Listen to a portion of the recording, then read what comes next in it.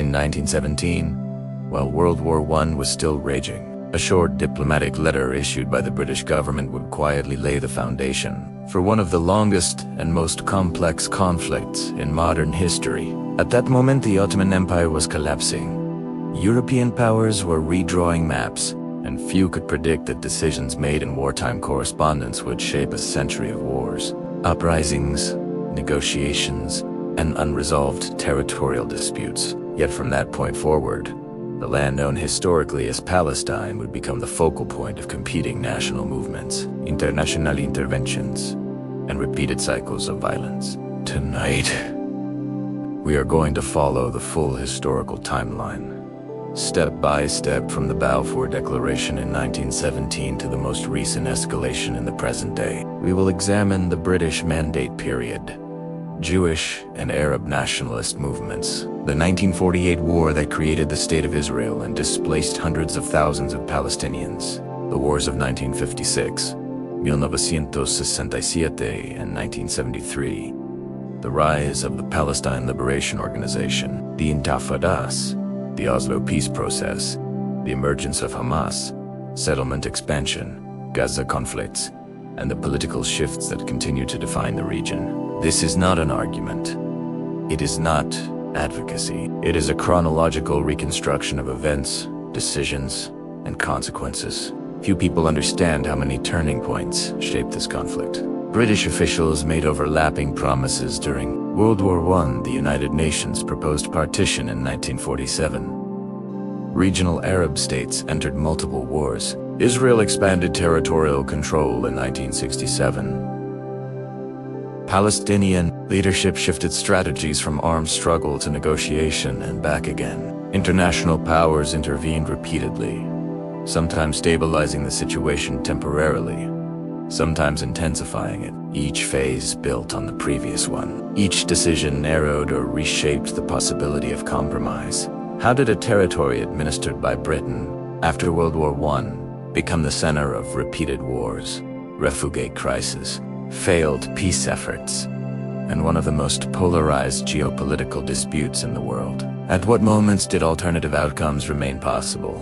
And when did positions harden beyond easy reversal? If you value long-form factual breakdowns without sensationalism or political rhetoric, make sure to like this video and subscribe. And in the comments, tell me where you're watching from, and at what point in this timeline you believe peace became most difficult to achieve. We begin in 1917, at the end of the Ottoman era, when imperial collapse and wartime diplomacy set to national movements on a collision course. In 1917, as British forces advanced against the Ottoman Empire during World War I, Palestine was still an Ottoman territory with a diverse population composed primarily of Arabic-speaking Muslims and Christians, along with a growing Jewish minority. The war was not only a military struggle, but also a diplomatic competition. Britain sought to secure influence in strategically vital regions, particularly those connected to the Suez Canal and routes to India. At the same time, European Zionist leaders were lobbying major powers to support the establishment of a Jewish national home in Palestine. This mattered because wartime diplomacy often involved overlapping commitments,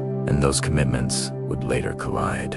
On November 2, 1917, British Foreign Secretary Arthur Balfour issued what became known as the Balfour Declaration. In a letter addressed to Lord Rothschild, a prominent figure in the British Jewish community, the government stated that it viewed with favor the establishment in Palestine of a national home for the Jewish people, while also noting that nothing should prejudice the civil and religious rights of existing non-Jewish communities.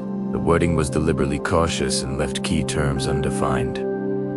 It did not specify borders. It did not define political sovereignty. It did not clarify how the rights of the Arab majority would be safeguarded if a Jewish national home were established. This ambiguity would later become central to competing interpretations. The declaration did not emerge in isolation. During the war, Britain had also engaged in correspondence with Arab leaders, particularly through the Hussein-McMahon letters, which many Arab nationalists later interpreted as promises of independence in territories that included Palestine. Simultaneously, Britain and France negotiated the secret Sykes-Picot Agreement, dividing Ottoman territories into spheres of influence. These overlapping commitments mattered because they reflected Britain's strategic priorities rather than a coherent long-term settlement plan. When the war ended in 1918 and the Ottoman Empire collapsed, Britain found itself responsible for administering a territory where both Jewish and Arab nationalist movements believed they had legitimate claims. In 1920, the League of Nations formalized Britain's control through the Mandate for Palestine. The mandate incorporated the language of the Balfour Declaration, effectively internationalizing Britain's commitment to a Jewish national home. At the same time, the mandate required Britain to protect the civil and religious rights of all inhabitants. The demographic reality, however, was clear.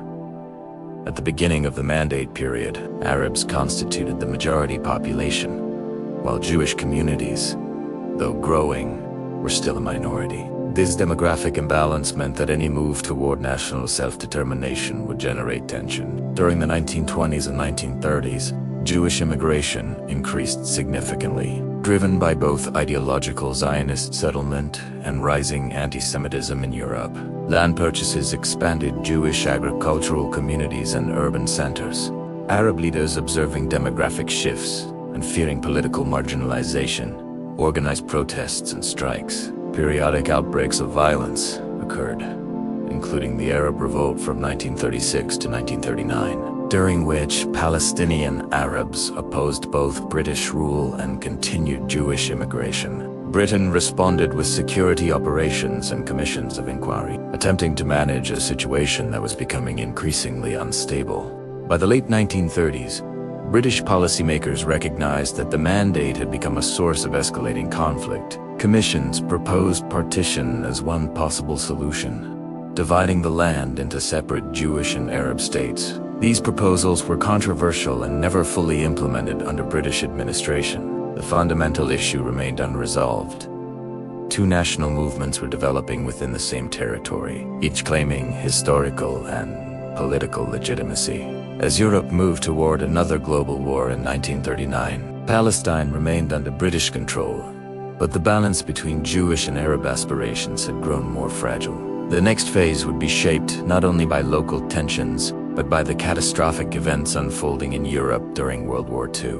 As World War II erupted in 1939, the situation in Palestine became intertwined with global catastrophe. Britain, now fighting Nazi Germany, issued the 1939 White Paper, which sharply limited Jewish immigration to Palestine and proposed an eventual independent state governed jointly by Arabs and Jews. This policy represented a shift from earlier support for expanded Jewish settlement and was intended to reduce Arab opposition at a time when Britain needed regional stability. The White Paper mattered because it alienated Zionist leaders, who saw it as a betrayal of the Balfour Commitment, especially as persecution of Jews intensified across Europe. The Holocaust transformed the political landscape irreversibly. Between 1941 and 1945, 6 million Jews were murdered by Nazi Germany and its collaborators. The scale of the genocide strengthened international sympathy for the Zionist cause and intensified calls for a sovereign Jewish state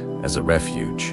Displaced survivors in post-war Europe had limited options for resettlement. For many Zionist leaders, the urgency of statehood was no longer theoretical. It was framed as a matter of survival. This mattered because global opinion, particularly in the United States and parts of Europe, shifted significantly toward supporting Jewish self-determination in Palestine. At the same time, Palestinian Arab leadership maintained its opposition to mass immigration and partition. From their perspective, they represented the demographic majority of the territory and viewed the creation of a Jewish state as dispossession. Tensions escalated during the final years of the mandate. Jewish underground groups, including the Haganah, Irgun, and Lehi, carried out operations against British administrative and military targets, seeking to pressure Britain to withdraw. Arab-Jewish violence also intensified. Britain, financially strained after the war and facing mounting instability, concluded that it could no longer manage the conflict effectively.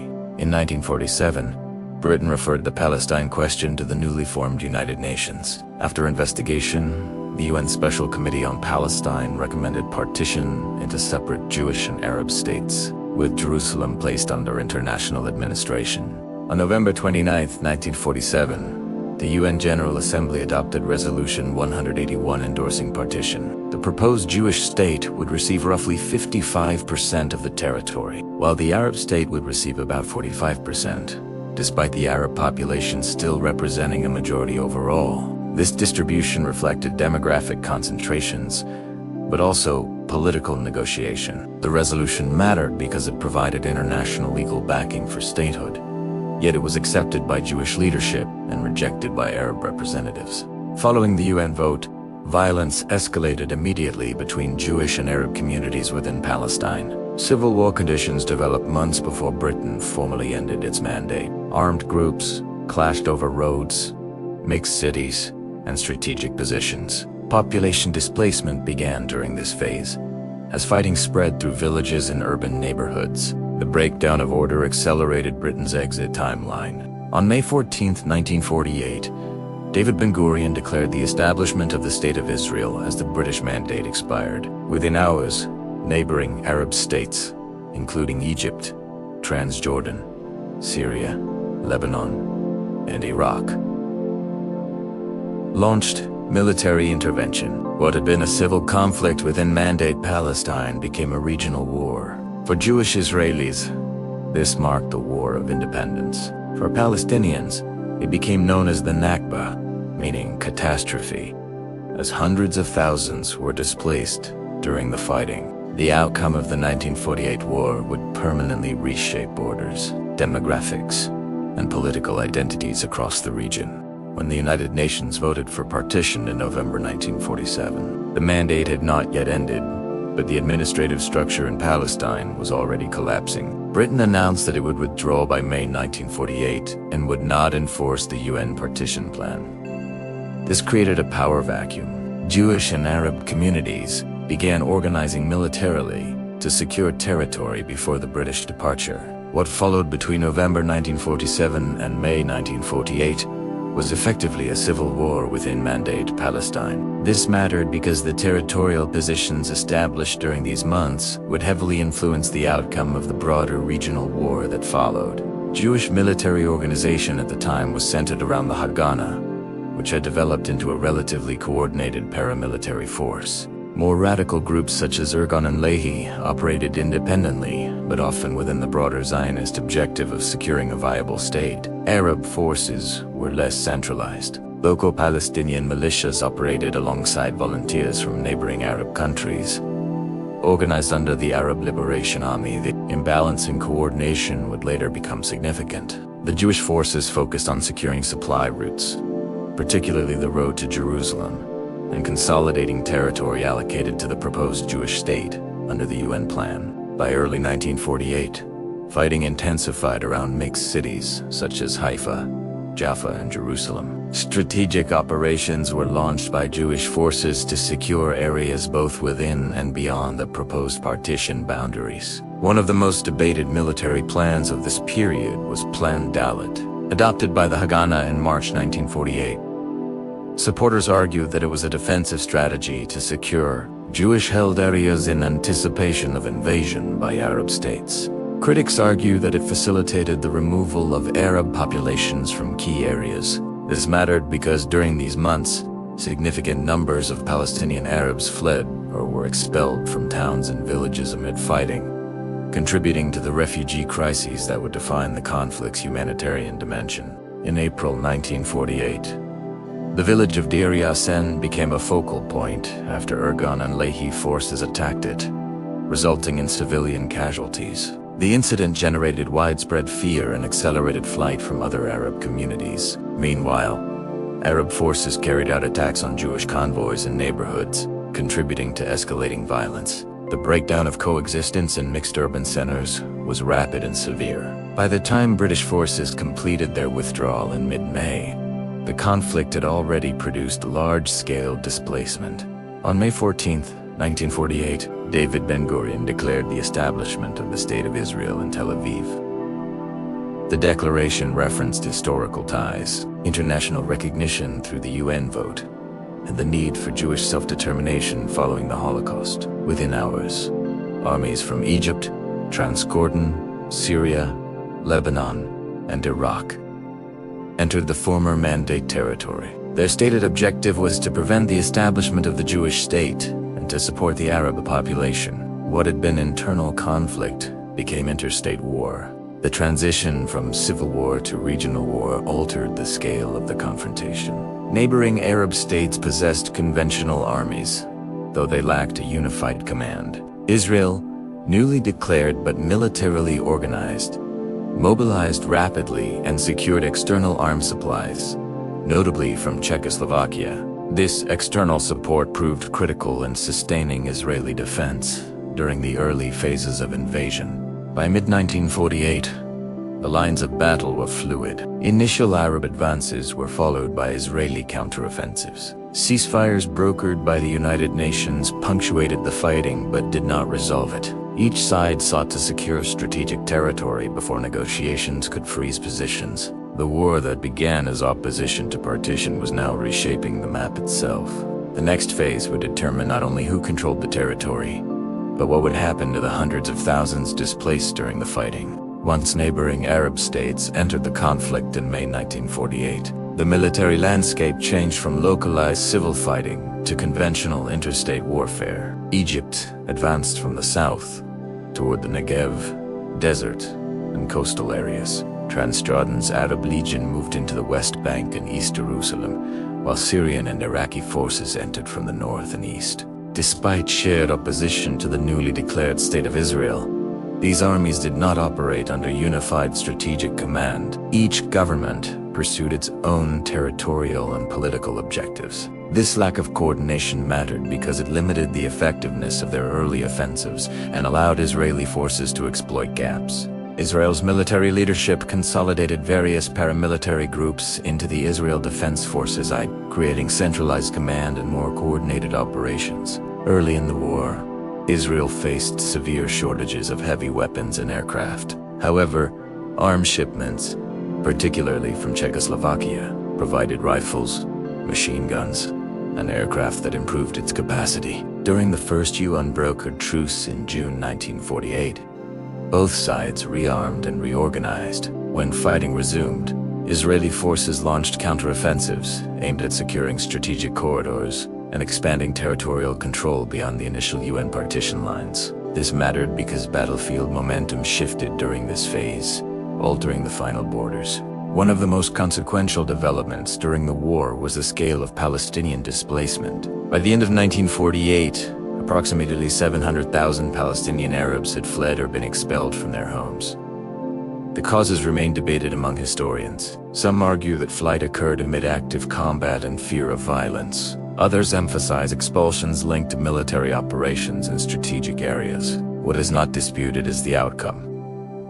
A large refugee population dispersed into neighboring countries, including Jordan, Lebanon, Syria, and Gaza, which was under Egyptian control. This refugee crisis became central to the conflict's long-term trajectory, shaping Palestinian identity and regional politics for generations. Meanwhile, Transjordan's Arab Legion secured control of East Jerusalem and the West Bank, including the Old City and significant religious sites. Egypt retained control over the Gaza Strip. By early 1949, Israeli forces had secured territory beyond the UN partition proposal, including much of the Galilee and the Negev. Armistice agreements were signed separately between Israel and Egypt, Lebanon, Jordan, and Syria. These agreements established ceasefire lines, known as the Green Line, which functioned as de facto borders until 1967. Importantly, no independent Palestinian Arab state was established as envisioned in the UN plan. Instead, the West Bank was annexed by Jordan, and Gaza remained under Egyptian administration. The outcome of the war reshaped regional demographics and political alignments. Israel emerged as an established state with expanded territory. Arab governments faced internal criticism for a military defeat. Palestinian refugees remained in camps, many under temporary arrangements that would become permanent. The right of return for displaced Palestinians became a core political demand, while Israel viewed large-scale return as incompatible with maintaining a Jewish majority state. This unresolved issue became one of the most persistent obstacles in later negotiations. Internationally, The war established the conflict as a central Middle Eastern issue rather than a local dispute. The United Nations created the United Nations Relief and Works Agency, UNRWA, in 1949 to support Palestinian refugees, institutionalizing international involvement. The United States and Soviet Union both recognized Israel early, signaling the beginning of Cold War dimensions in regional politics. By 1949, active fighting had ceased, but the underlying issues, borders, refugees, recognition, and security, remained unsettled. The region had not reached peace, only armistice.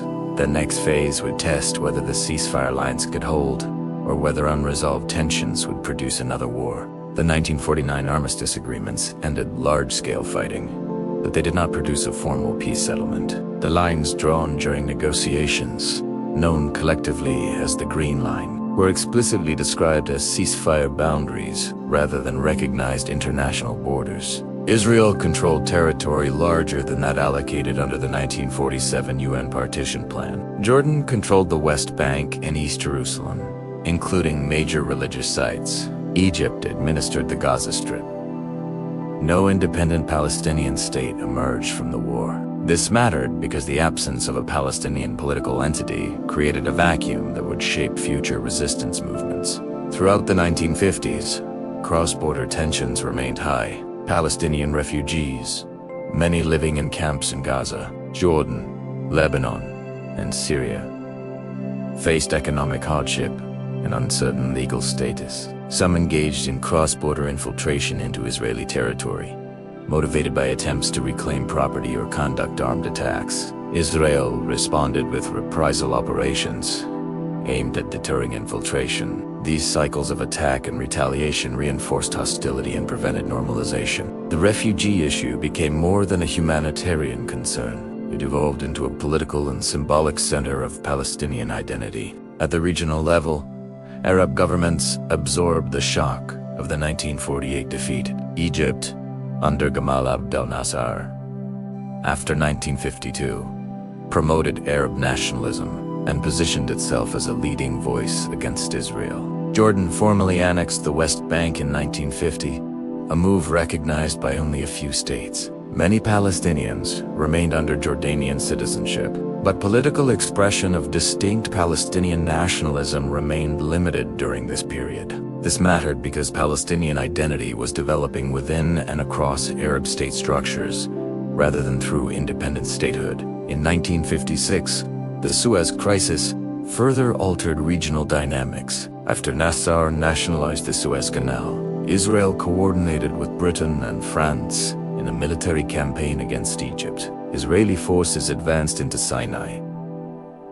But international pressure, particularly from the United States and the Soviet Union, forced withdrawal. Although Israel withdrew, the conflict reinforced its perception of vulnerability and strengthened its strategic relationship with Western powers. For Egypt, the crisis elevated Nasser's stature in the Arab world. The unresolved Israel-Arab confrontation remained central to regional politics. During the early 1960s, Palestinian political organization began to formalize. In 1964, the Palestine Liberation Organization PLO was established with support from the Arab League. Initially, it operated under the influence of Arab governments, but over time, it developed independent leadership.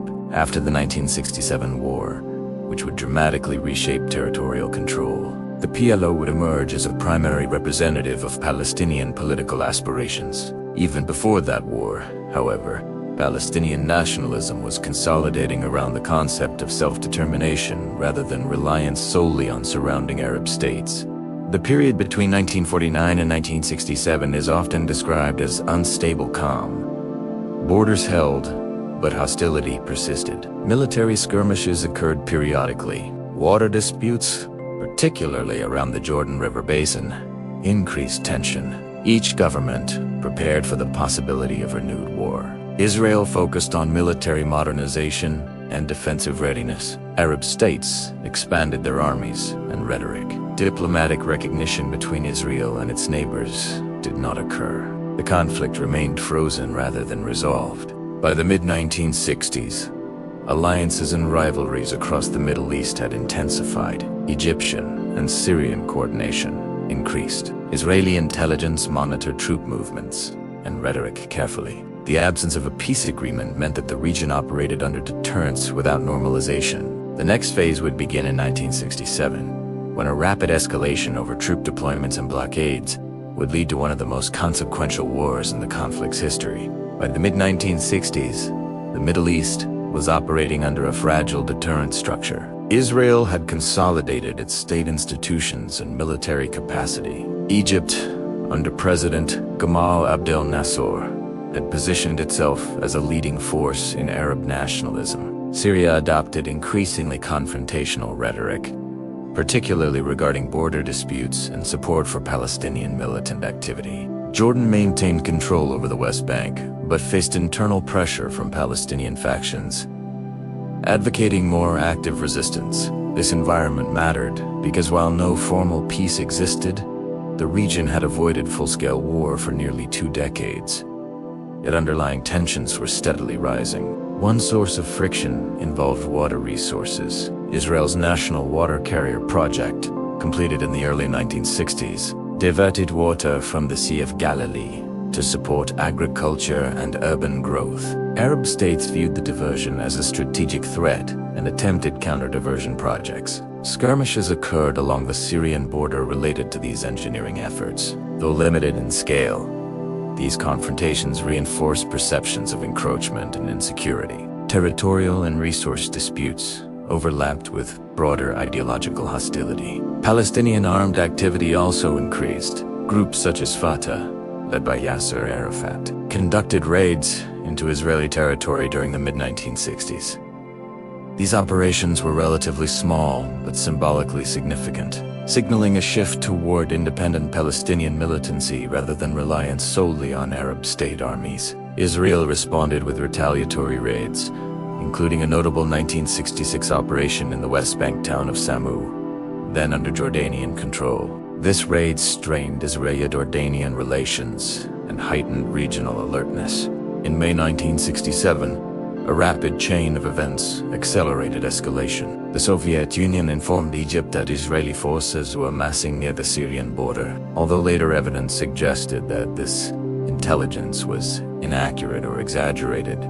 Egypt responded decisively. Nasser ordered Egyptian troops into the Sinai Peninsula and requested the withdrawal of the United Nations Emergency Force that had been stationed there since 1956. The UN complied. Egypt then announced the closure of the Straits of Tiran to Israeli shipping, a move Israel had previously declared would be considered a casus belli. This mattered because freedom of navigation through the straits was strategically vital to Israel's access to the Red Sea. As Egyptian and Syrian forces mobilized and rhetoric intensified, Israel faced a strategic decision. Its leadership debated whether to wait for a potential coordinated Arab attack or launch a preemptive strike. Jordan entered into a defense pact with Egypt, increasing the likelihood of a multi-front war. Regional radio broadcasts and public statements contributed to the perception that conflict was imminent. Diplomatic efforts failed to produce de-escalation in the compressed timeframe. On June 5, 1967, Israel launched a preemptive airstrike against Egyptian airfields, destroying a large portion of Egypt's air force on the ground. Within 6 days, Israel defeated Egyptian, Jordanian, and Syrian forces. The outcome dramatically altered the map.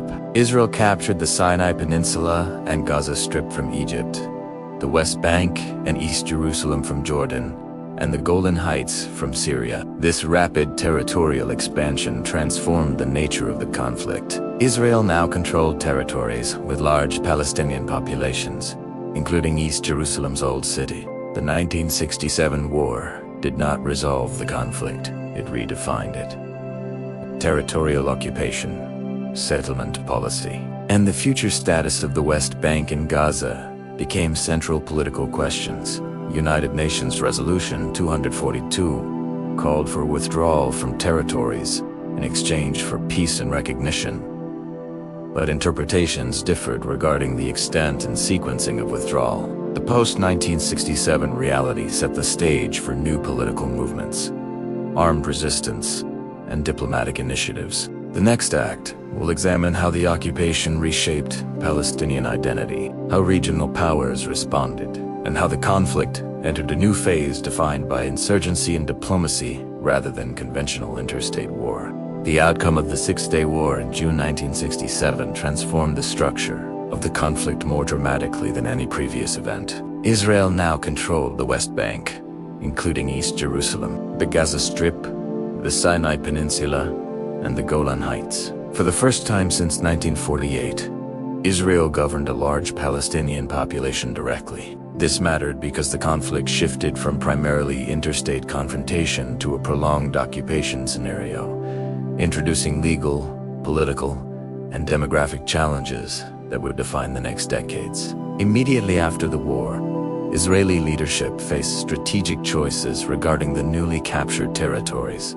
Some political factions advocated territorial compromise in exchange for peace agreements with neighboring Arab states. Others argued that certain areas, particularly East Jerusalem and parts of the West Bank, held historical and security significance that justified long-term retention. East Jerusalem was quickly annexed and incorporated into Israeli municipal administration, though this annexation was not internationally recognized. Jewish neighborhoods were established in areas captured in 1967, marking the beginning of what would become the settlement movement. This development mattered because settlements would later become one of the most contentious and difficult issues in negotiations. The United Nations Security Council adopted Resolution 242 in November 1967, calling for the withdrawal of Israeli armed forces from territories occupied in the recent conflict, and for the acknowledgement of every state's right to live in peace within secure and recognized boundaries. The wording of the resolution became a source of ongoing dispute, particularly the phrasing regarding territories rather than the territories. Arab states initially rejected direct negotiation, issuing the Khartoum Resolution with its three no's: no peace with Israel, no recognition of Israel, and no negotiations with Israel. This diplomatic deadlock meant that military occupation continued without immediate political settlement. For Palestinians living in the West Bank and Gaza, daily life changed under Israeli military administration. Travel restrictions, permit systems, and land regulations were introduced, while some economic integration occurred, including labor access to Israeli markets. Political autonomy did not materialize. Palestinian political expression increasingly shifted toward independent organization, rather than reliance on surrounding Arab governments. The experience of occupation created a new shared reality that strengthened Palestinian national identity beyond refugee status alone. The Palestine Liberation Organization, established in 1964, gained prominence after 1967. Yasser Arafat and his Fatah faction rose to leadership within the PLO, advocating armed struggle as the primary strategy for liberation. Guerrilla operations intensified along borders and within Israeli-controlled territories. Israel responded with counterinsurgency measures and targeted operations against PLO infrastructure. The conflict expanded beyond conventional battlefield lines into asymmetric warfare and cross-border operations. The regional dimension also evolved. Jordan, which had lost the West Bank, faced increasing PLO activity within its territory. Tensions between the Jordanian monarchy and Palestinian armed groups escalated, culminating in the events of Black September in 1970, when Jordanian forces expelled PLO fighters. The PLO relocated its operational base to Lebanon, shifting the center of Palestinian armed activity northward. This relocation would have significant consequences for Lebanon's internal stability and Israel's northern security environment. By the early 1970s, the conflict had moved into a new phase defined by occupation, insurgency, and diplomatic stalemate. Conventional interstate war had given way to persistent low-intensity confrontation combined with international debate over territorial withdrawal. The next phase would examine how the 1973 war reshaped regional calculations and how diplomacy began to re-enter the picture under new leadership. By the early 1970s, the territorial map established in 1967 remained unchanged, but political pressures were building. Egypt and Syria had not accepted the loss of Sinai and the Golan Heights, and diplomatic efforts to implement a UN Resolution 242 had stalled. Israeli leadership, confident after the swift victory in 1967, assessed that large-scale Arab military action was unlikely in the near term. This assessment would prove incorrect. On October 6, 1973, during the Jewish holiday of Yom Kippur, Egyptian and Syrian forces launched a coordinated surprise attack on Israeli positions in Sinai and the Golan Heights. The war began with significant Arab advances, particularly across the Suez Canal, where Egyptian forces breached Israeli defensive lines. The initial shock altered regional perceptions. For Israel, the early losses exposed vulnerabilities and intelligence failures. For Egypt and Syria, the attack restored a degree of military credibility after the 1967 defeat. Over the following weeks, Israeli forces regrouped, counterattacked, and eventually crossed to the west side of the Suez Canal, encircling elements of the Egyptian Third Army. On the northern front, Israeli forces pushed Syrian troops back and advanced toward Damascus. The war ended with a UN-brokered ceasefire, but not before heavy casualties on all sides. This mattered because the 1973 war reshaped diplomatic possibilities. Although neither side achieved decisive political victory, the conflict demonstrated that the status quo could not remain indefinitely stable. In the aftermath, Egypt reassessed its strategy. President Anwar Sadat concluded that limited war had achieved its purpose, breaking diplomatic deadlock and forcing international engagement. With U.S. mediation, particularly under Secretary of State Henry Kissinger, disengagement agreements were reached between Israel and Egypt, and separately between Israel and Syria. These agreements reduced immediate military tensions. More importantly, they opened a pathway for direct negotiation between Egypt and Israel, something that had been politically unthinkable only a few years earlier. This shift culminated in the 1978 Camp David Accords and the 1979 Egypt-Israel Peace Treaty. Under the agreement, Israel agreed to withdraw fully from the Sinai Peninsula in exchange for diplomatic recognition and security arrangements with Egypt. The treaty marked the first formal peace agreement between Israel and an Arab state. This mattered because it redefined regional alignment. Egypt, the largest Arab state, moved from confrontation to negotiated settlement. However, the Palestinian issue remained unresolved. While Camp David included a framework for Palestinian autonomy in the West Bank and Gaza, implementation stalled, and Palestinian leadership rejected the arrangement as insufficient. The Egypt-Israel Treaty also reshaped Palestinian strategy. With one major Arab state removed from the direct military equation, the PLO intensified its independent efforts to gain international recognition. Armed operations, including airplane hijackings and cross-border attacks, continued during the 1970s. Israel conducted retaliatory strikes and intelligence operations abroad, targeting individuals associated with militant activity. The conflict increasingly unfolded beyond territorial borders, involving international incidents that drew global attention. Meanwhile, Israel's settlement activity in the West Bank expanded during the late 1970s under successive governments. Supporters framed settlements as security buffers and fulfillment of historical claims. Critics argued they complicated prospects for territorial compromise. The growth of settlements altered demographic realities and added complexity to any future negotiation over land. By the end of the 1970s, the regional picture had shifted. Egypt had made peace with Israel. Syria remained hostile but militarily constrained. The PLO operated from Lebanon. The West Bank and Gaza remained under Israeli occupation. The conflict was no longer defined solely by large conventional wars, but by insurgency, diplomacy, and territorial entrenchment. The next phase would unfold in Lebanon, where the PLO's relocation and internal instability would draw Israel into a new and prolonged confrontation. After being expelled from Jordan in 1970 during the events known as Black September, the Palestine Liberation Organization relocated its headquarters to Lebanon. At the time, Lebanon was already politically fragile, governed by a confessional power-sharing system balancing Christian, Sunni, Muslim, and Shiite. Muslim communities. The arrival and expansion of armed Palestinian factions altered that balance. Southern Lebanon became a base for cross-border attacks into northern Israel, while internal Lebanese tensions escalated into full-scale civil war beginning in 1975.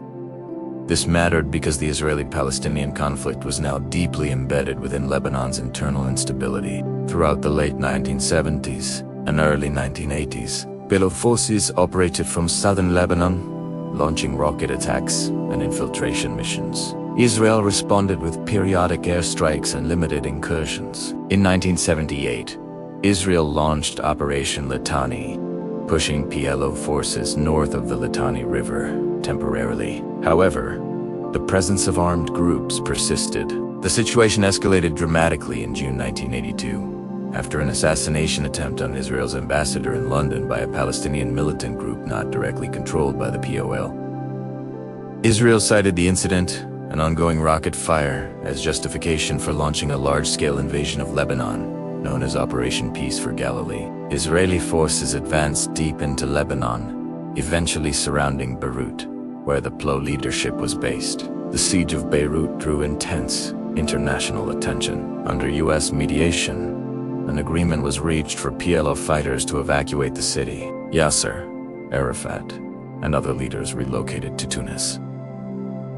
Shortly after the evacuation, the Sabra and Shatila massacre occurred in September 1982, when Lebanese Christian militia forces entered Palestinian refugee camps, while Israeli forces controlled the surrounding area. The killings generated international condemnation and domestic protests within Israel, leading to an Israeli commission of inquiry that found indirect responsibility among senior officials. This episode mattered because it damaged Israel's international standing and intensified scrutiny of the war's objectives. Although Israel achieved its goal of expelling the PLO leadership from Lebanon, the invasion had unintended consequences. A new Shiite militant organization, Hezbollah, emerged during the 1980s with support from Iran. Hezbollah framed its mission around resistance to Israeli presence in Lebanon and gradually developed into a powerful military and political force. Israel maintained a security zone in southern Lebanon until 2000, facing ongoing guerrilla attacks. The Lebanese theater thus became a long-term front rather than a resolved conflict. Meanwhile, inside the West Bank and Gaza, Palestinian society continued evolving under occupation. With the PLO leadership based abroad, local networks of activists, unions, and community leaders gained prominence. By the mid-1980s, frustration over economic conditions, settlement expansion, and lack of political progress intensified. The stage was set for a new form of resistance that would not originate from exile, leadership, but from within the occupied territories themselves.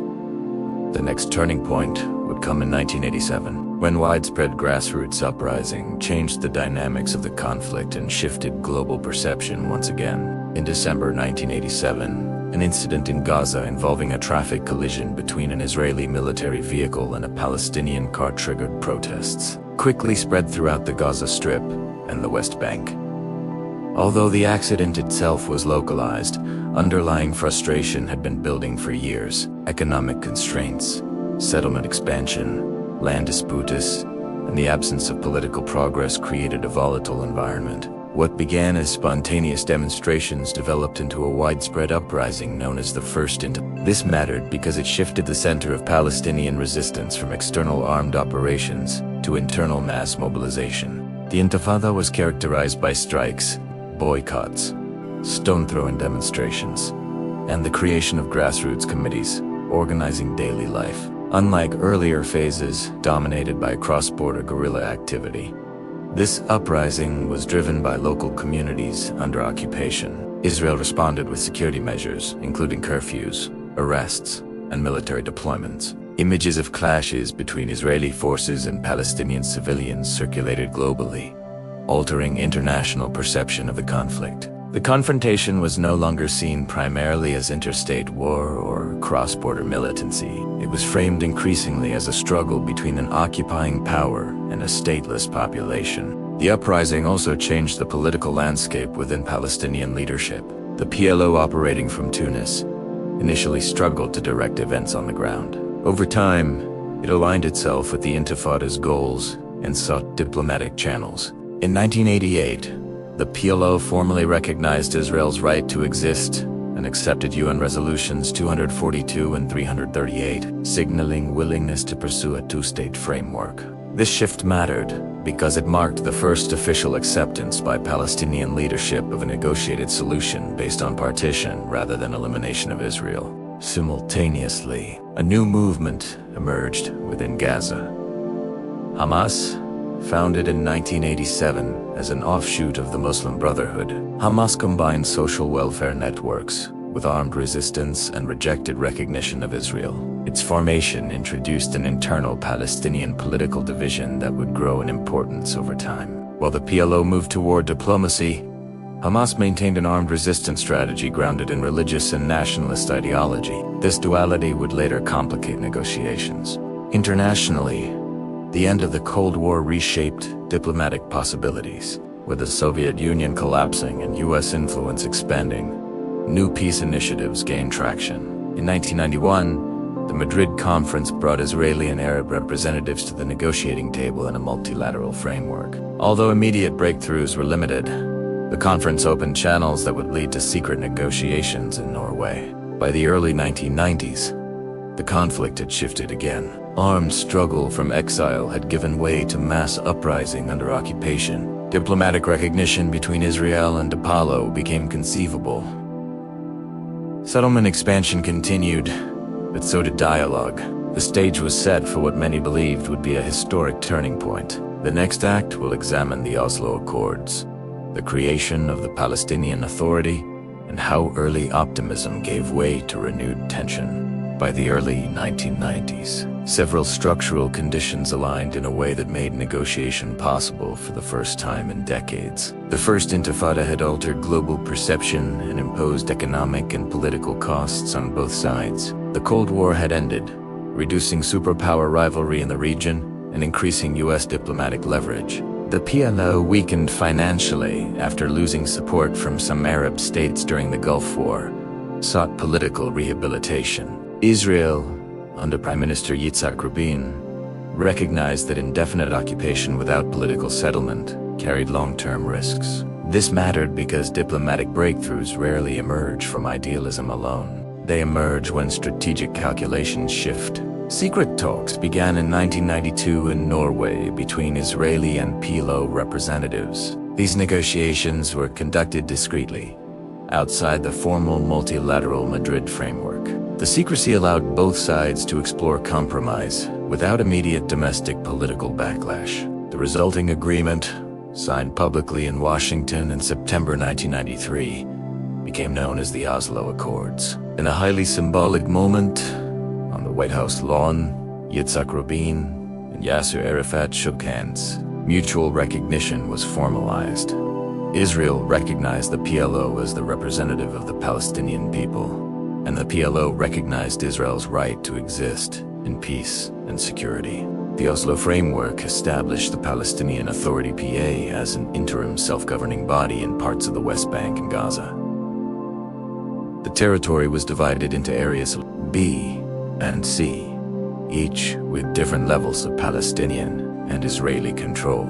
Area A would be under full Palestinian civil and security control. Area B under Palestinian civil authority and Israeli security oversight. And Area C, the largest portion, under full Israeli control pending final status negotiations. The agreement envisioned a 5-year interim period, leading to negotiations on permanent issues, including borders, refugees, settlements, Jerusalem, and security arrangements. This mattered because Oslo did not resolve the core disputes immediately. It created a phased process designed to build trust over time.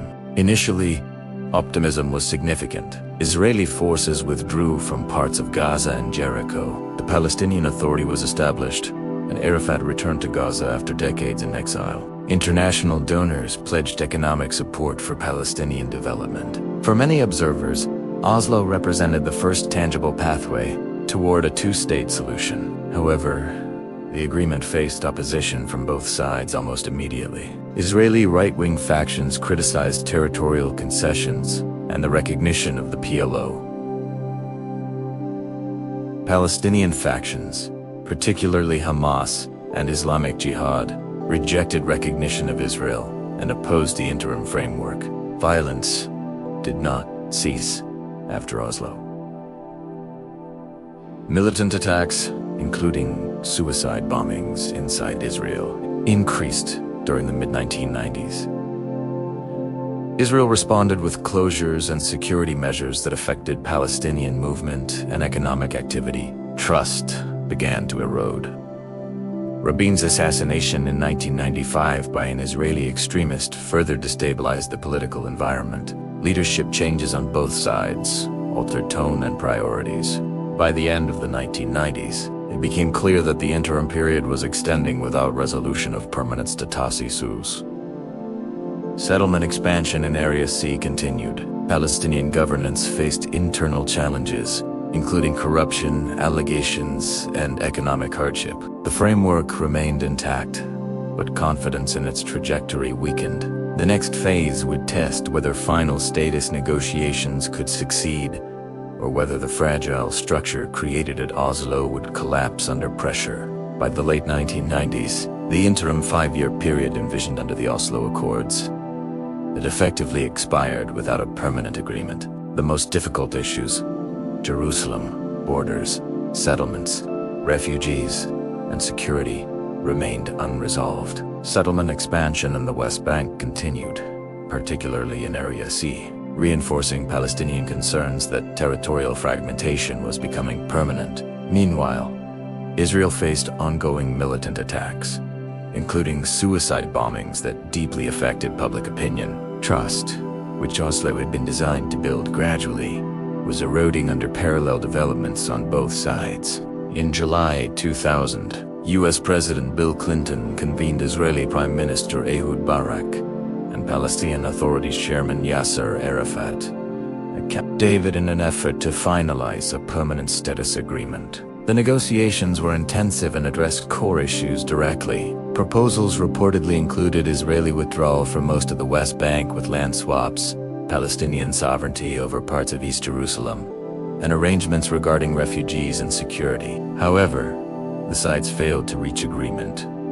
Accounts of why negotiations collapsed differ. Israeli officials argue that generous territorial concessions were offered and rejected. Palestinian officials argue that the proposals did not provide full sovereignty, contiguous territory, or adequate resolution of the refugee question. This mattered because the failure of Camp David significantly damaged confidence in negotiated compromise. In September 2000, tensions escalated following a visit by Israeli opposition leader Ariel Sharon to the Temple Mount Haram al-Sharif in Jerusalem. The site holds deep religious significance for both Jews and Muslims. Protests erupted and quickly evolved into widespread violence. What became known as the Second Intifada differed sharply from the first. It involved more organized armed groups, widespread shootings, and suicide bombings targeting Israeli civilians. Israeli military responses included reoccupation of Palestinian urban areas, targeted killings of militant leaders, and large-scale security operations. The intensity of the Second Intifada, particularly between 2001 and 2003, resulted in high casualties on both sides. Israeli civilian casualties from suicide bombings significantly shaped domestic political opinion, contributing to the election of Ariel Sharon as prime minister.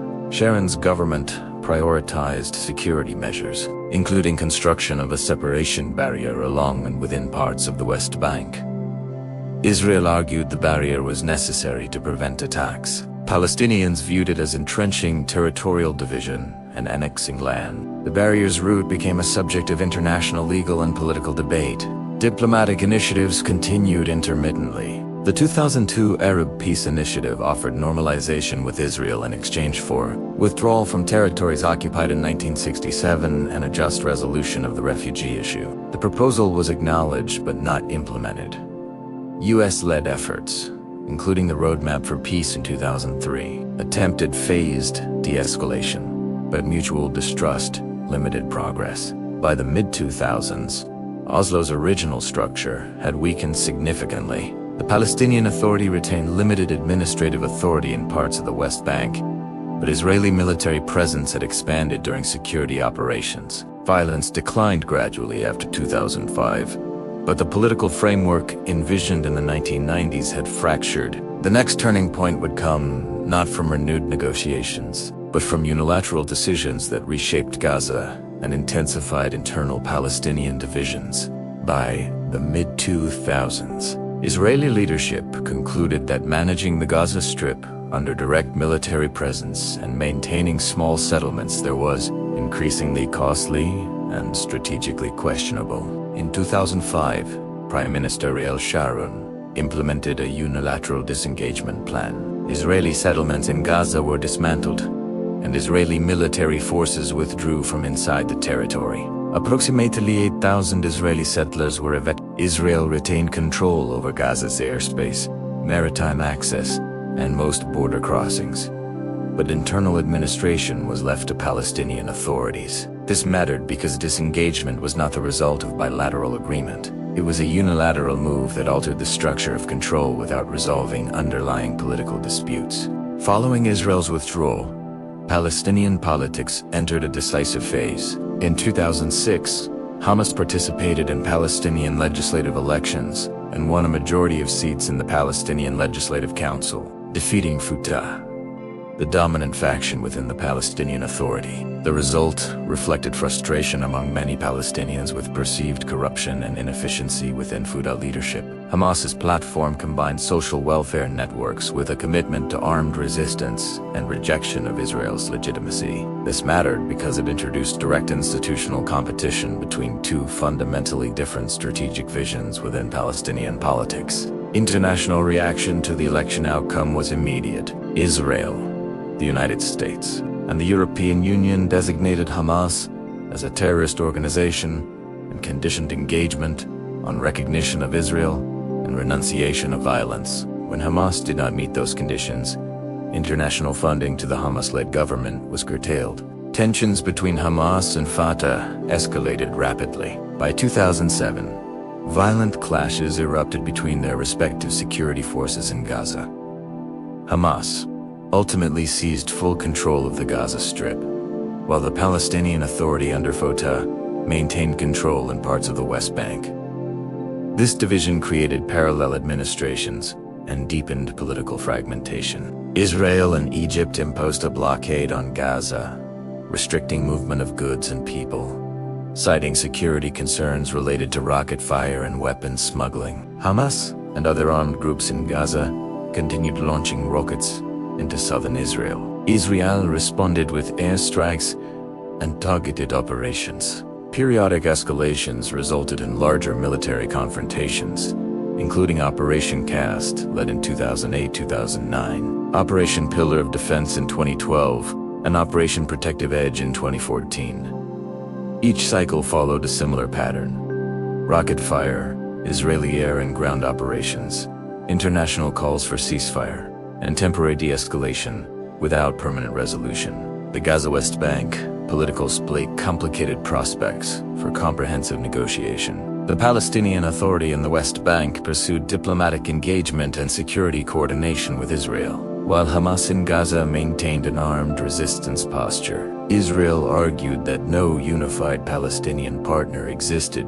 for final status talks. Palestinian leaders argued that occupation and settlement expansion undermined moderate political forces. The fragmentation mattered because it weakened centralized Palestinian decision-making and created divergent governance models within Palestinian territories. By the mid-2010s, the conflict had settled into a pattern of periodic Gaza escalations, continued settlement activity in the West Bank, and stalled diplomatic initiatives. The Oslo framework remained formally in place, but functionally diminished. Security coordination continued in parts of the West Bank, yet political negotiations were largely frozen. The next phase would examine how regional realignments, internal political shifts, and recurring Gaza wars set the stage for the most recent escalations.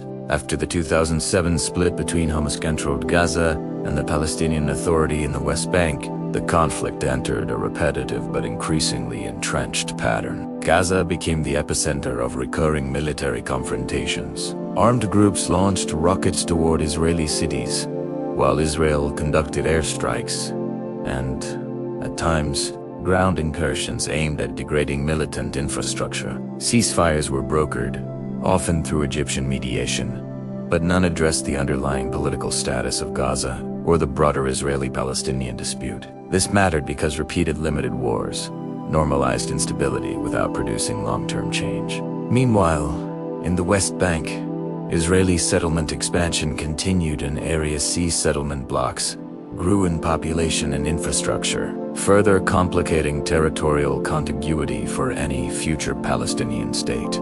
Israeli governments argued that major settlement blocks would be retained in any negotiated outcome, potentially with land swaps. Palestinian leadership argued that expansion undermined trust and prejudged final status borders. International responses varied, with some governments condemning settlement activity and others emphasizing direct negotiations as the solution. The gap between diplomatic language and ground realities widened. Jerusalem remained a focal point. The status of East Jerusalem, including the Old City and holy sites, was central to final status discussions. In 2017, the United States recognized Jerusalem as Israel's capital and later moved its embassy there. Israel viewed this as acknowledgement of political reality. Palestinians and many international actors viewed it as prejudging negotiations over a contested city.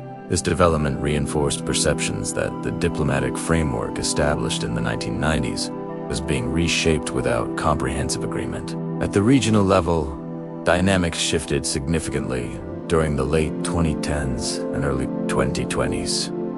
Several Arab states normalized relations with Israel under agreements known as the Abraham Accords. The United Arab Emirates, Bahrain, Morocco, and Sudan established diplomatic ties with Israel. These agreements were driven by shared strategic concerns, particularly regarding Iran, as well as economic and technological cooperation.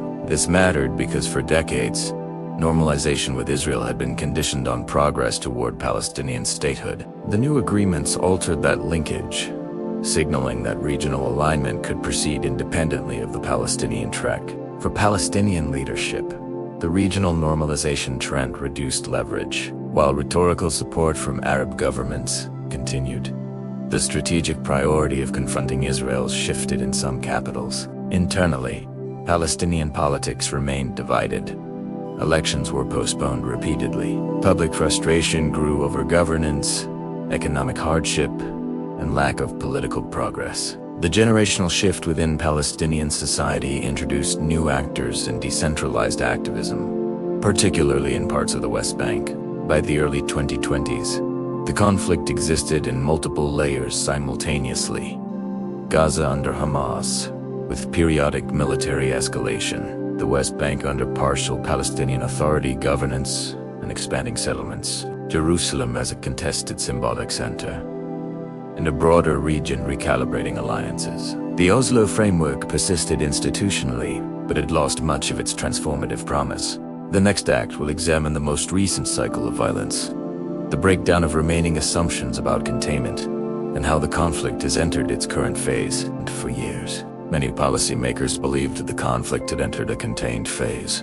Gaza experienced periodic flare-ups, but they were generally limited in duration. The West Bank saw rising tensions, but no sustained large-scale uprising. Regional normalization agreements suggested that broader Arab-Israeli diplomacy could proceed independently of the Palestinian track. That assumption collapsed on October 7, 2023. On that day, Hamas launched an unprecedented coordinated attack from the Gaza Strip into southern Israel. The operation combined rocket barrages with ground infiltration by armed fighters who breached border barriers, entered Israeli communities, and targeted both military installations and civilian areas. The scale and surprise of the assault stunned Israeli intelligence and security institutions. Hundreds of Israeli civilians and soldiers were killed, and hostages were taken back into Gaza. This mattered because it represented the most significant breach of Israeli territory since 1948, and shattered assumptions that deterrence mechanisms around Gaza were sufficient. Israel responded by declaring a state of war and launching extensive airstrikes against Hamas targets in Gaza. Mobilization of reserve forces followed rapidly. The stated objectives included dismantling Hamas's military and governing capacity and and securing the return of hostages. The conflict escalated into sustained urban warfare as Israeli ground forces entered Gaza. Civilian casualties in Gaza mounted significantly due to the density of the population and the complexity of combat in built-up areas. Infrastructure damage was extensive. International attention intensified as humanitarian conditions deteriorated. The attack also altered regional calculations. Hezbollah increased cross-border activity along Israel's northern border, though it stopped short of full-scale engagement. Armed groups in the West Bank intensified clashes with Israeli forces. Regional governments faced domestic pressure to respond rhetorically and diplomatically. The United States provided military support to Israel while simultaneously urging measures to mitigate civilian harm. Diplomatic efforts focused on preventing the conflict from expanding into a multi-front regional war. The October 7th attack marked a decisive shift in perception. For Israel, the event reinforced the argument that containment, without disarmament of militant groups, carries long-term risk.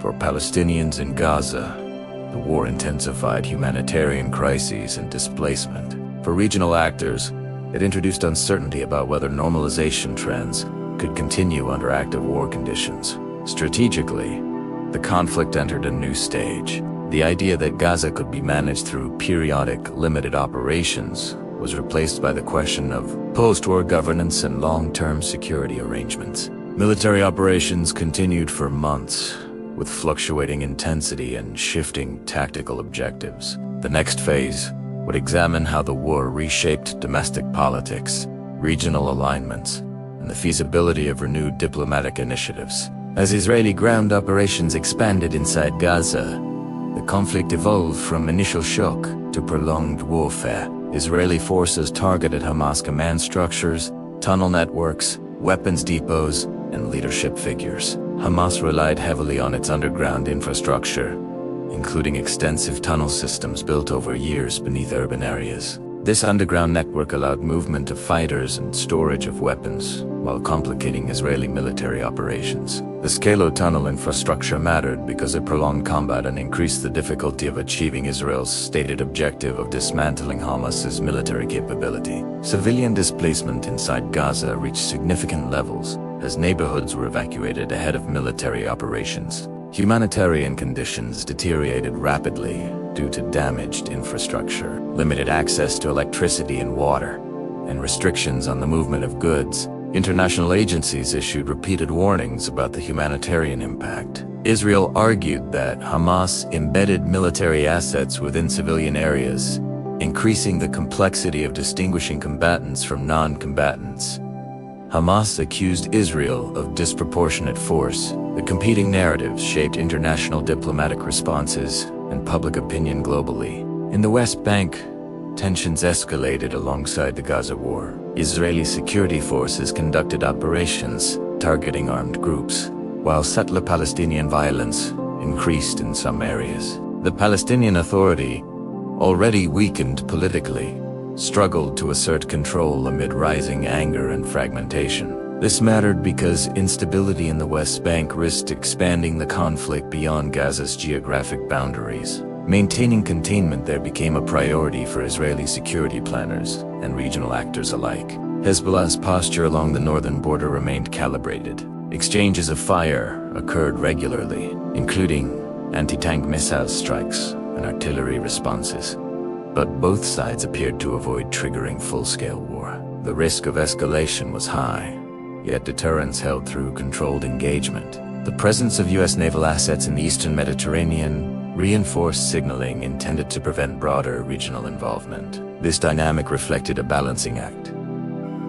Demonstrates solidarity without triggering uncontrollable expansion. Diplomatically, negotiations focused on temporary ceasefires and hostage exchanges. Mediators, particularly Egypt and Qatar, facilitated intermittent agreements, allowing limited humanitarian access and prisoner swaps. However, permanent resolution remained elusive. Israel insisted on eliminating Hamas's governing capacity before considering long-term arrangements. Hamas framed continued resistance as leverage. The gap between military objectives and political settlement widened. Regionally, The war affected normalization trends. Some Arab governments maintained diplomatic ties with Israel while facing domestic pressure to distance themselves. Others paused overt cooperation. The broader strategic realignment driven by concerns about Iran did not disappear, but it was recalibrated in light of public opinion and ongoing violence. By the time the war entered its extended phase, assumptions that the conflict could be managed through short cycles had clearly failed. The humanitarian, political, and security consequences reverberated far beyond Gaza's borders.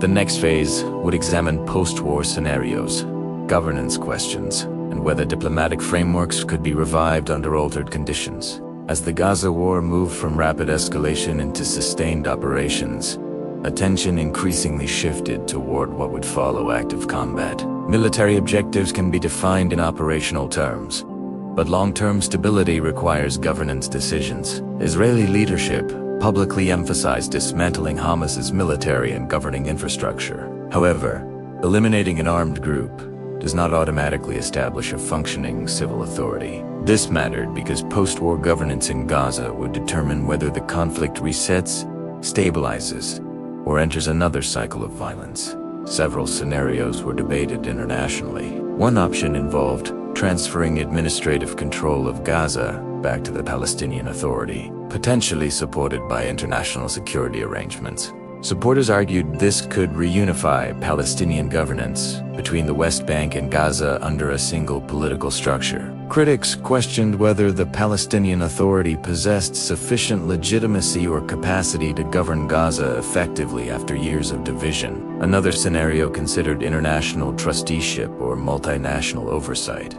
though such arrangements historically require consent from key local actors and sustained international commitment. Israel faced its own internal debate. Some political factions advocated for maintaining security control in Gaza indefinitely to prevent Others warned that long-term direct administration would reintroduce the burdens that existed prior to the 2005 disengagement. Israeli public opinion, shaped by the October 7th attack and subsequent hostilities, prioritized security guarantees, but remained divided over governance strategy. Within Palestinian society, fragmentation deepened.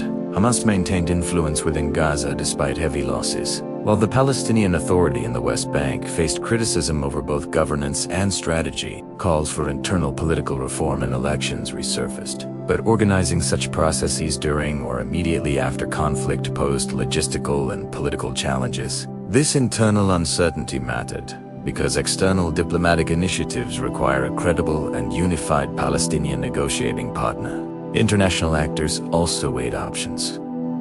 The United States emphasized the need for a political horizon toward a two-state framework while supporting Israel's security objectives. European governments increased humanitarian engagement and advocated for ceasefire pathways linked to longer-term negotiations. Regional states explored reconstruction planning, contingent on political stabilization. However, reconstruction without governance clarity risked repeating previous cycles in which infrastructure was rebuilt only to be damaged in subsequent conflicts. Security considerations extended beyond Gaza.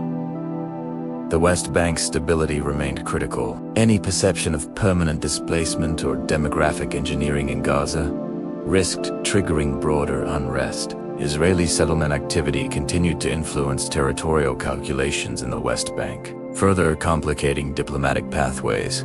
The conflict had returned to a familiar but intensified crossroads. Military operations could alter capabilities, but without a political framework, the structural drivers of confrontation would persist. The collapse of containment after October 7th demonstrated the limits of managing the conflict through deterrence alone. The final part of this act will assess how regional alignment, leadership decisions, and international diplomacy are shaping the present moment, and whether a durable shift is possible. As the Gaza war continued and the immediate shock of October 7th turned into prolonged conflict management, diplomacy ran into a structural ceiling. Ceasefires, pauses, and hostage negotiations could reduce intensity temporarily, but they did not address the underlying drivers. Governance, security, control, borders, and political legitimacy. This mattered because the international system often treats ceasefires as stepping stones toward settlement. But in this conflict, ceasefires have repeatedly become endpoints rather than transitions. When fighting slows without political resolution, the conditions that produced war remain intact, and the next escalation becomes a matter of timing rather than surprise. Regional politics also shifted into a more constrained posture. Arab states that had normalized relations with Israel faced intensified domestic pressure as images of destruction circulated. Some governments reduced visible cooperation while maintaining quieter security coordination, especially where shared concerns about Iran, maritime security, or missile threats remain central. This created a dual-track regional dynamic.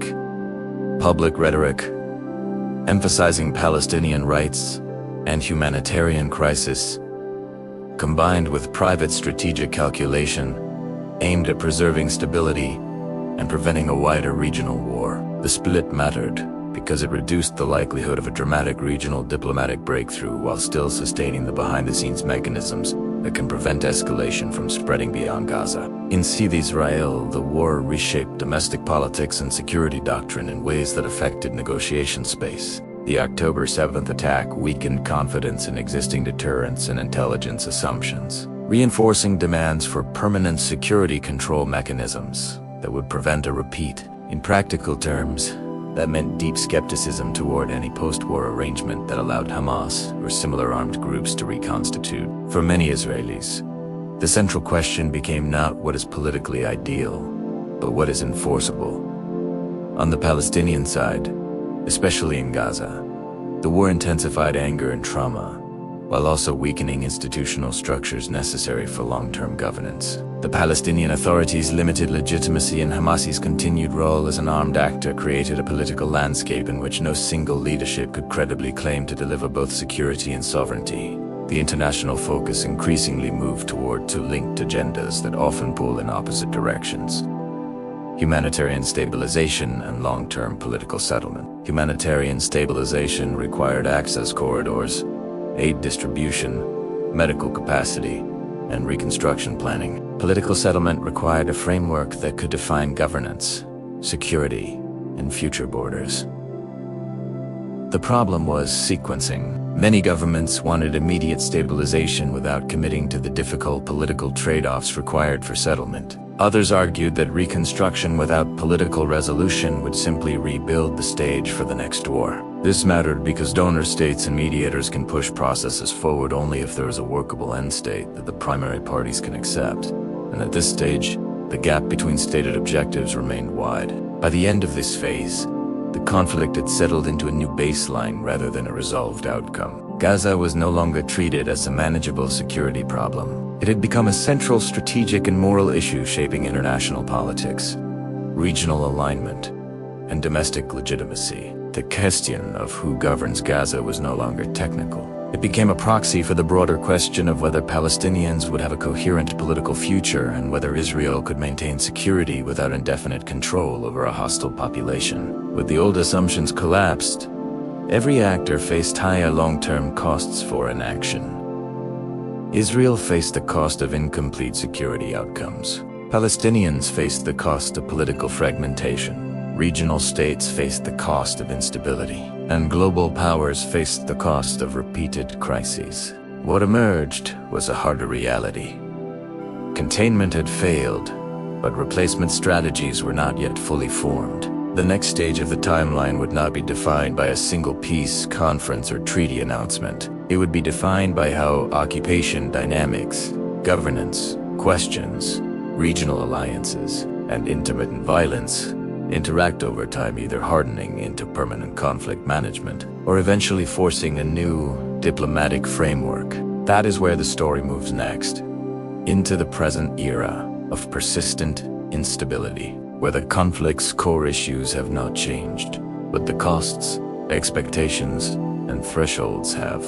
After October 7th, 2023, Israeli security doctrine around Gaza shifted from a model of containment to a model built around physical control, layered buffers, and long-term denial of rearmament capacity. In practical terms, Israeli policy debates increasingly centered on maintaining some form of ongoing security presence. Even if civilian governance was expected to be handled by a Palestinian or international mechanism, analysts describe this as a ring of buffer zones and security corridors designed to reduce cross-border attack risk and raise the cost of future infiltration attempts. This mattered because it changed the baseline assumption that Gaza could be treated as an external territory managed through periodic operations. Instead, it pointed toward a more permanent security architecture that would shape daily life, movement, and reconstruction possibilities for years.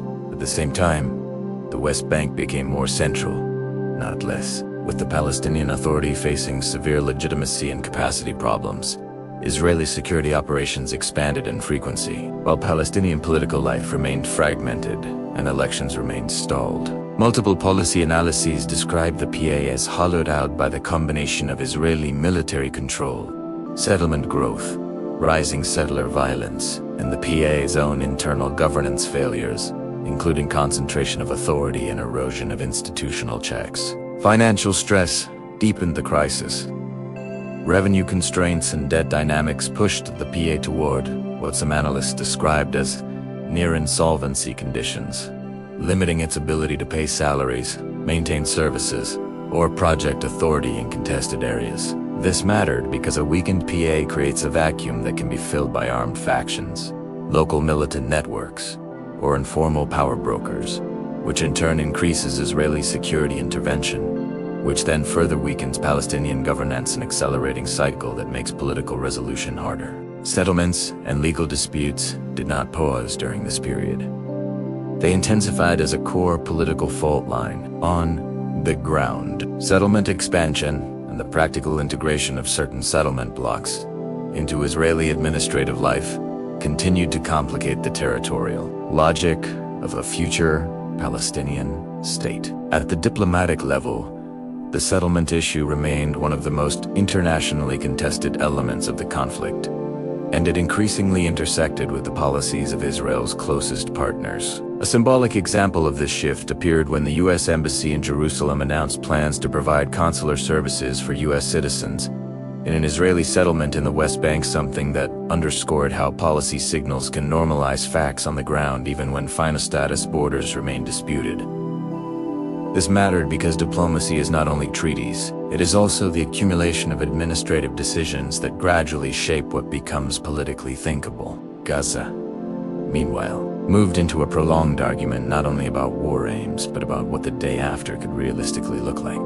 Ceasefire phases, aid access, border control, and the question of who administers Gaza became inseparable from security doctrine. Reporting in early 2026 described ceasefire arrangements as fragile and repeatedly stressed by clashes and restrictions, with ongoing disputes over crossings, humanitarian access, and governance expectations. This mattered because even when active fighting drops, the conflict can persist through control of movement, control of goods, and control of authority mechanisms that shape everyday survival and also shape the strategic environment by determining whether militant groups can rebuild, whether civilians can return, and whether any political structure can function. By this stage in the timeline, the conflict's future was being negotiated through security, geometry, corridors, buffer areas, checkpoints, controlled borders, and surveillance systems, alongside political geometry.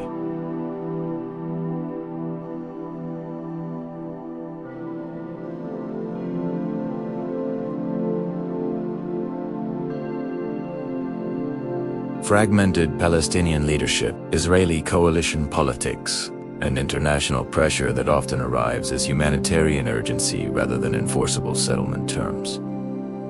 The next question is not abstract. It is operational and political at once.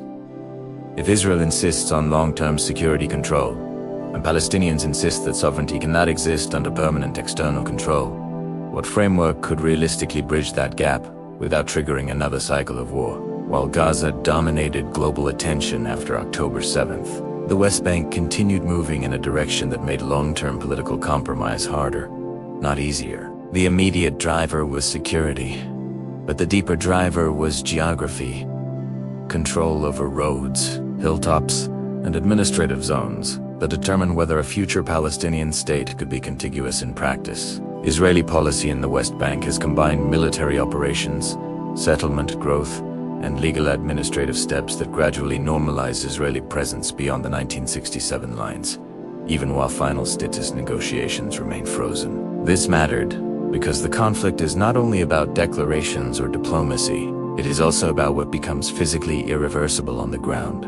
During 2025, Israeli government decisions accelerated the formalization of settlement structures that had previously existed in gray zones. Reuters reported that Israel's cabinet granted legal status to 19 West Bank settlements, including some that were previously vacated in the 2005 disengagement era, and that this step was pushed by senior figures in the governing coalition. In parallel, Reuters reported earlier decisions and announcements pointing to the legalization of outposts and the creation of new settlements.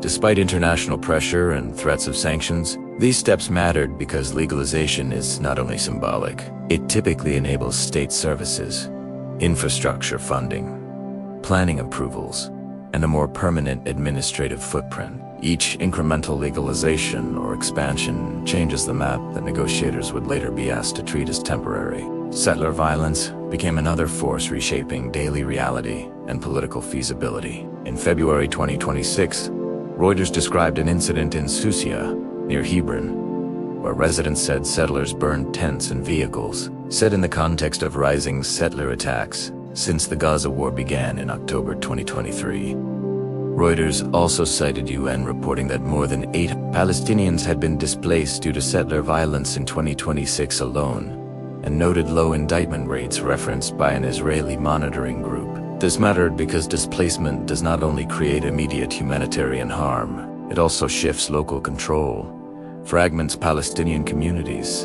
and increases the chance that security responses become permanent rather than temporary. In a conflict already shaped by mistrust, repeated incidents harden assumptions on both sides.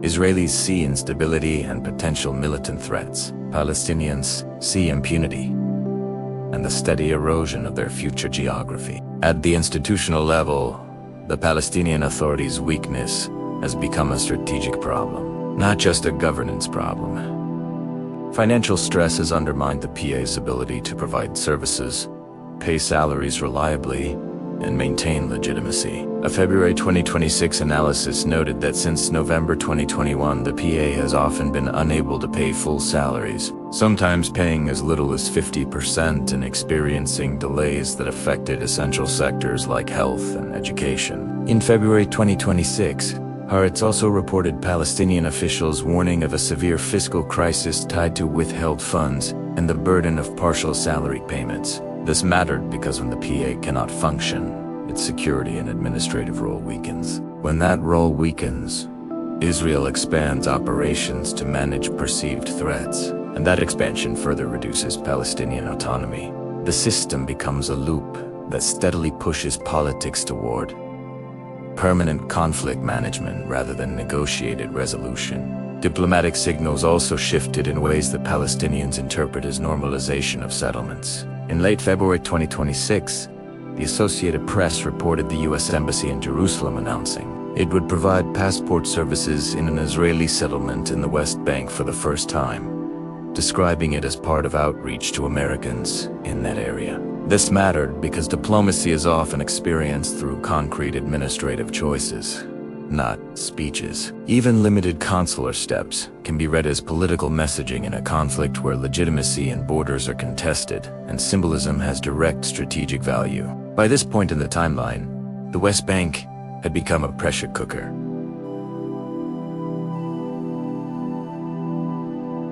Settlement, formalization, rising violence and displacement, and a financially weakened Palestinian Authority operating under constant security friction. These conditions do not automatically determine the future, but they narrow the range of workable outcomes. The next question is how leadership choices see the Israel inside Palestinian politics and among external actors interact with this reality. Whether they lock in a permanent one-state conflict dynamic, or whether a new framework can still be built under extreme constraints.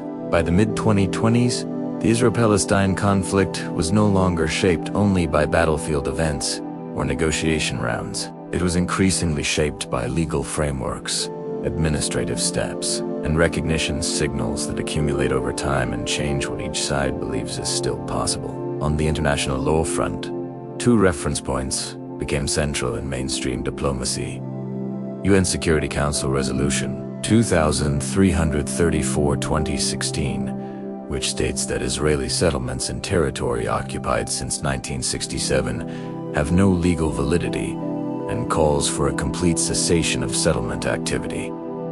And the International Court of Justice's July 19, 2024 advisory opinion on Israel's presence in the occupied Palestinian territory, which framed that presence as illegal and called for an end to it, with obligations for states to cooperate through the UN system. This mattered because legal conclusions do not automatically change realities on the ground, but they shape diplomatic costs, sanctions, debates, and the language that governments use when deciding whether to deepen ties, restrict trade, or recognize facts created by force. At the same time, the settlement issue moved from background dispute to active accelerator. In May 2025, Reuters reported that Israel approved 22 new settlements in the occupied West Bank, a decision announced by Finance Minister Bezalel Smotrich and condemned by Palestinian leaders and Israeli human rights groups, with allied governments warning about consequences. In December 2025, Reuters reported that Israel's cabinet granted legal status to 19 settlements in the West Bank, including 2 previously vacated during the 2005 disengagement, reinforcing arguments that de facto annexation pressures were intensifying. This mattered because legal status is not a slogan. It typically unlocks planning approvals, infrastructure funding, and administrative integration. In a territory where negotiators once assumed maps would remain flexible until a final deal, formalization reduces flexibility and hardens the bargaining space. Settler violence and displacement became the other force that made the West Bank feel less like a negotiation problem and more like an accelerating security crisis. Reuters reported in late February 2026 that settlers burned tents and vehicles in the village of Susia, near Hebron, and cited UN figures indicating that over 800 Palestinians had been displaced due to settler violence in 2026 alone.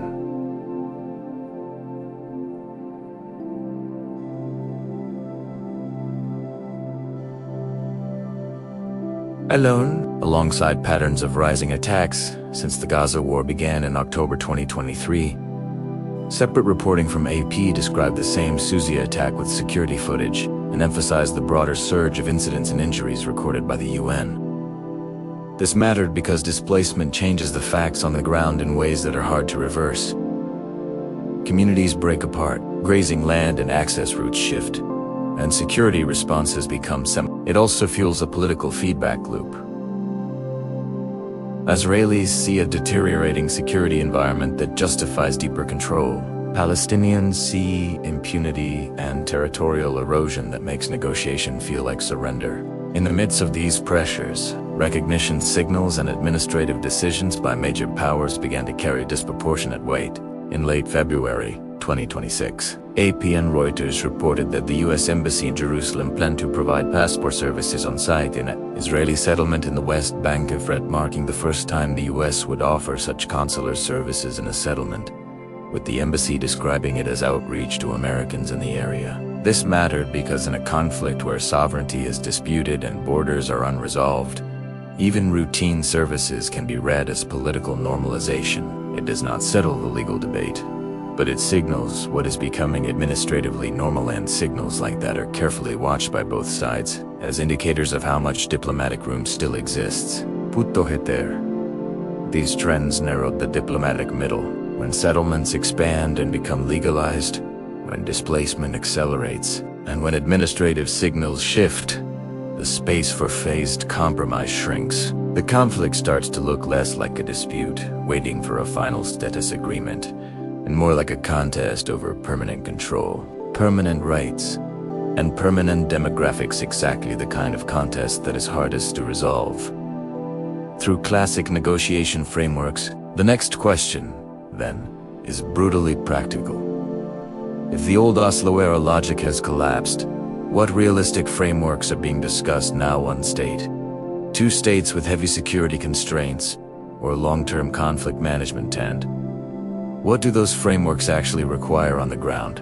By early 2026, the conflict is being shaped less by a single negotiation track and more by competing end-state frameworks that different actors treat as either realistic, desirable, or unavoidable. The two-state framework remains the dominant position in much of international diplomacy. Rooted in the idea of Israeli withdrawal from territories occupied in 1967 and the creation of a Palestinian state in the West Bank and Gaza with East Jerusalem as its capital.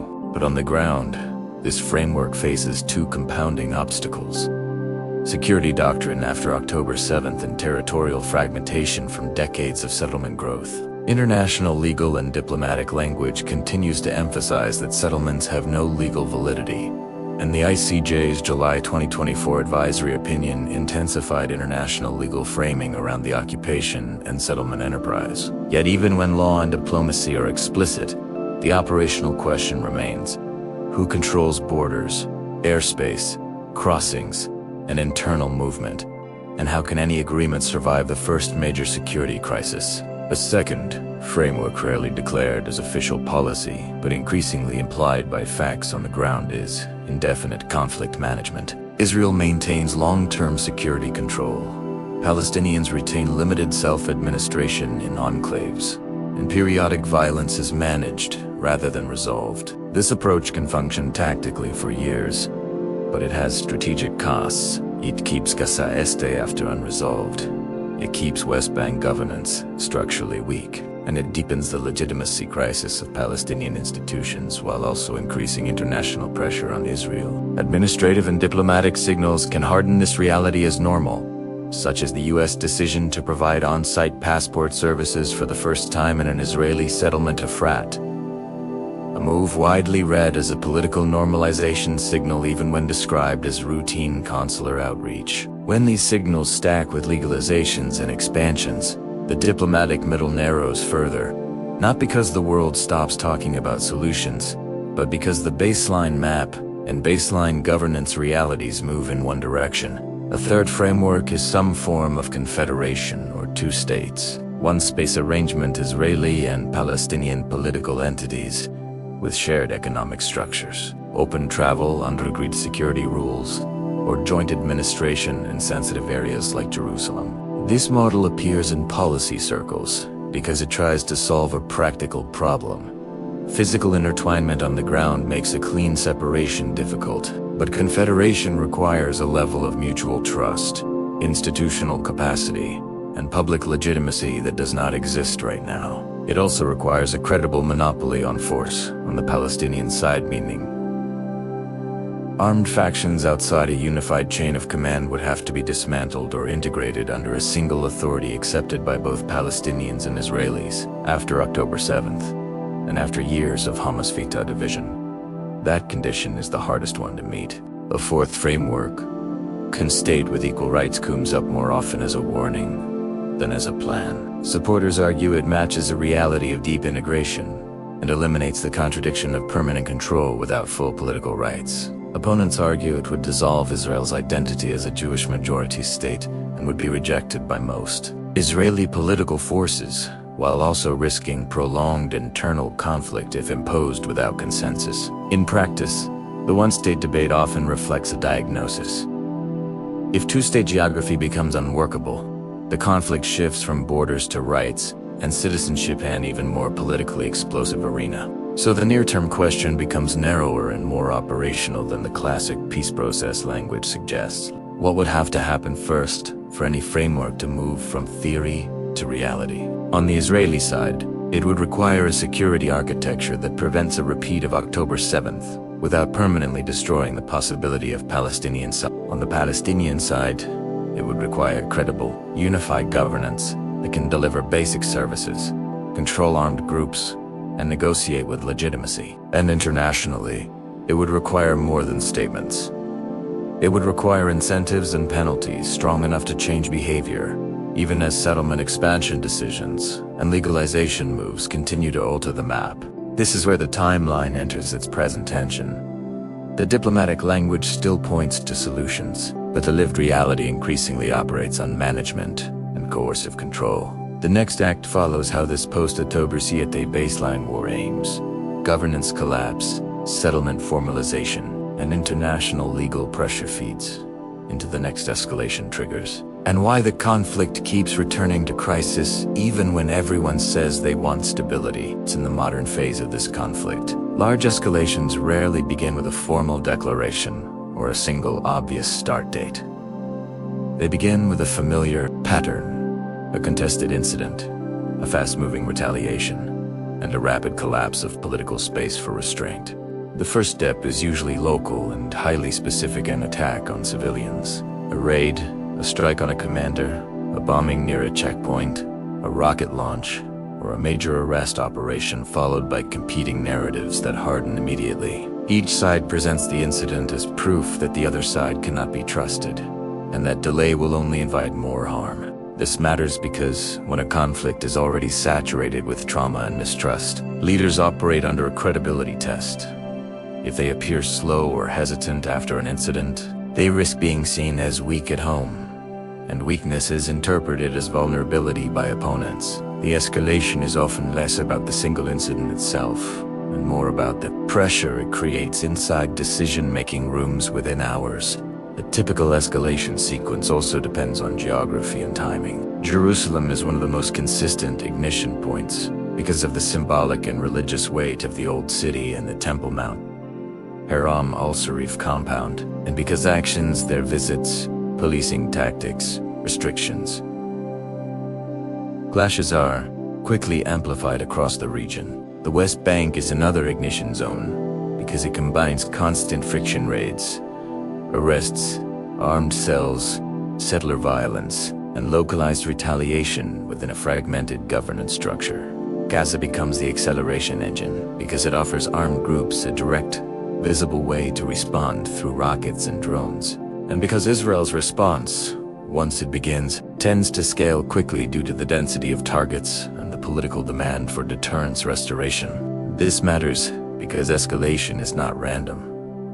It follows the architecture of the conflict. The most sensitive places are the ones where sovereignty is disputed, identity is non-negotiable, and security forces operate in close contact with civilian populations. Another consistent trigger is leadership and internal politics. When governments are under domestic stress, coalition instability in Israel, legitimacy problems inside Palestinian politics, or regional pressure on neighboring states, leaders become less willing to absorb short-term restraint costs. A leader who believes their position is fragile may choose a harder line to preserve political survival, even if it increases long-term risk. On the militant side, factions also face internal competition. A ceasefire can create incentives for spoilers to break it, either to prove relevance, gain popularity, or force escalation that disrupts political alternatives. This matters because even if a central authority prefers stability, the conflict contains actors who can benefit from disruption. That is one reason why de-escalation is structurally difficult. The incentives are not aligned across all armed and political networks. The spark pattern also includes a technical dimension that did not exist at the same scale in earlier decades. Drones reduce the cost of attacks and increase the speed of retaliation. Precision-guided munitions, even in limited numbers, increase psychological impact because they appear more deliberate and harder to dismiss as random. Cyber operations can disrupt infrastructure in ways that create panic without a visible battlefield.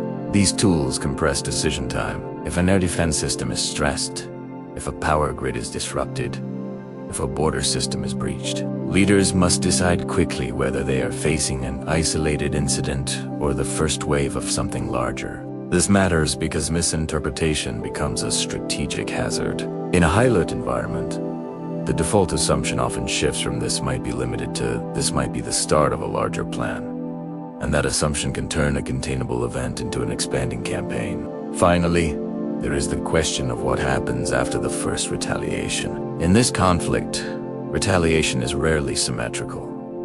One side may use rockets, the other may use air power. One side may raid a neighborhood, the other may strike a command center. Each response creates new casualties and new political demands, and those demands shrink leaders' freedom to stop.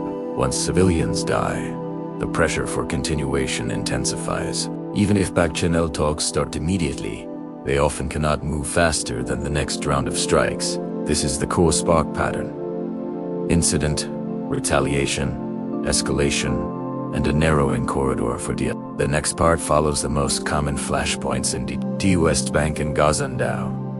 A single incident in one arena can cascade into a multi-front crisis within days. Jerusalem remains the most reliable flashpoint because it compresses religion, sovereignty, and identity into a small geographic space where law enforcement decisions can become geopolitical events within hours. The Temple Mount Haram Al-Sharif compound is the clearest example. A change in access rules, a high-profile visit by political figures, a policing tactic during a tense crowd situation, or a restriction tied to security alerts can trigger immediate protests. Those protests are then interpreted differently, depending on the audience. Israeli authorities may frame them as riots requiring order and deterrence, while Palestinians, and many in the wider Arab and Muslim world, may frame them as violations of a sacred status quo. This matters because symbolism in Jerusalem is not secondary. It is operational. When an incident occurs there, it becomes a trigger not only for local unrest, but for mobilization across the West Bank, Gaza, and sometimes across borders through public messaging by armed groups or regional actors. The first escalation step often isn't a rocket or an airstrike. It's an irreversible shift in public perception that something fundamental has changed, and that perception quickly becomes political pressure. The West Bank functions as an escalation engine because it is a daily contact environment. Israeli forces conduct routine arrests and raids based on intelligence, often at night, while Palestinian communities experience those operations as continuous intrusion and humiliation under occupation. Armed factions, including localized militant networks, treat these raids as justification for attacks on Israeli soldiers or settlers. Settler-Palestinian friction adds another layer, especially when violence occurs and accountability appears uneven. A single killing, whether of a Palestinian civilian during a raid or of an Israeli civilian in a shooting can ignite a chain of retaliations. This matters because the West Bank is not governed by one clear authority with full control. The Palestinian Authority has limited legitimacy and limited coercive reach in many places, while Israeli security operations operate with broad latitude. That combination produces a dangerous dynamic. Palestinian leaders often cannot contain armed escalation even when they want to, and Israeli leaders often respond to rising attacks with intensified operations that create more anger and more recruitment opportunities for militant cells. The result is a self-reinforcing loop where each security measure can also be a political accelerant, especially when paired with arrests of prominent figures, raids in sensitive neighborhoods, or clashes around checkpoints that spread rapidly through social media. Gaza becomes the cascade point because it provides a direct mechanism for armed response that is visible, countable, and politically legible. Rockets, drones, mortar fire, and cross-border attacks. When tension rises in Jerusalem or the West Bank, Gaza-based armed groups can claim the role of defender by launching rockets, even if they were not directly involved in the original incident. That choice matters because it forces Israel into a decision framework it has used repeatedly. Ignore and risk appearing deterred, or strike back and risk rapid escalation. Israel's response, once it begins, often scales quickly because air power can reach large target sets, and because the political demand after any breach is to restore deterrence, not merely to punish a single unit. Hamas and other groups, anticipating this, often treat the first Israeli strikes as validation of their narrative and justification for further salvos. Civilian harm then becomes both a humanitarian disaster and a strategic driver, because it amplifies international pressure and regional anger, while also hardening internal positions on both sides. Once Gaza enters the equation, escalation timelines compress dramatically. What could have remained a localized West Bank crisis can become a multi-day or multi-week confrontation. The cascade between these arenas is not theoretical. It follows predictable pathways. A Jerusalem incident triggers West Bank protests. West Bank protests trigger raids and arrests. Raids and arrests trigger shootings or attacks. Attacks trigger Israeli strikes or wider crackdowns. Gaza factions then choose whether to join, either to gain legitimacy or to prevent rivals from owning the narrative. Israel then chooses whether to expand operations into Gaza, and once that happens, the Northern Front, particularly Hezbollah's posta, becomes a live variable, even if it remains calibrated. This matters because the conflict is networked. Each arena can operate as an amplifier for the others. Decision-makers rarely have the option to isolate a crisis to one zone once violence begins, because actors in other zones can opt in quickly, and political pressure makes opting out look like weakness. The next part follows what usually happens after the first 72 hours: how retaliation ladders form, how ceasefire channels compete with battlefield momentum, and why the conflict often becomes hardest to stop precisely when leaders say they want it to end. In most modern escalations of this conflict, the first 72 hours determine whether the crisis remains localized or expands into a multi-front confrontation. The opening phase is dominated by speed, uncertainty, and domestic political pressure. An incident happens. Social media distributes images before official statements are coordinated. Leaders are forced to respond publicly while intelligence agencies are still confirming details. This matters because early statements can lock leaders into a posture that becomes hard to reverse. If a leader promises a strong response before understanding the full picture, they raise the political cost of restraint. If they appear cautious, opponents and domestic rivals may interpret it as weakness. The first 72 hours are therefore not only a security test, they are a credibility test. The next step is usually the retaliation ladder. In this conflict, retaliation does not operate through a single channel. It can include arrests, raids, airstrikes, targeted killings, rocket launches, drone attacks, border closures, and restrictions on movement. Each tool has different escalation consequences. A raid may be presented as law enforcement, but can produce deaths that trigger mass protests. An airstrike may be framed as deterrence, but can cause civilian casualties that expand the conflict politically. A rocket launch may be limited in damage, but carries psychological weight and forces an air defense response that signals war conditions. Matters because leaders often choose tools that seem controlled from their perspective, while opponents interpret the same tools as proof of aggression. The latter is not symmetric. Each side uses its strengths, and that asymmetry generates constant disagreement over what proportional even means. Ceasefire channels begin operating early, often within the first day, but they compete with battlefield momentum. Mediators, typically Egypt, Qatar, the United States, and sometimes Jordan or the UN, start communicating with both sides, pushing for pauses and de-escalation terms. The problem is that the terms required for an early ceasefire are often politically impossible.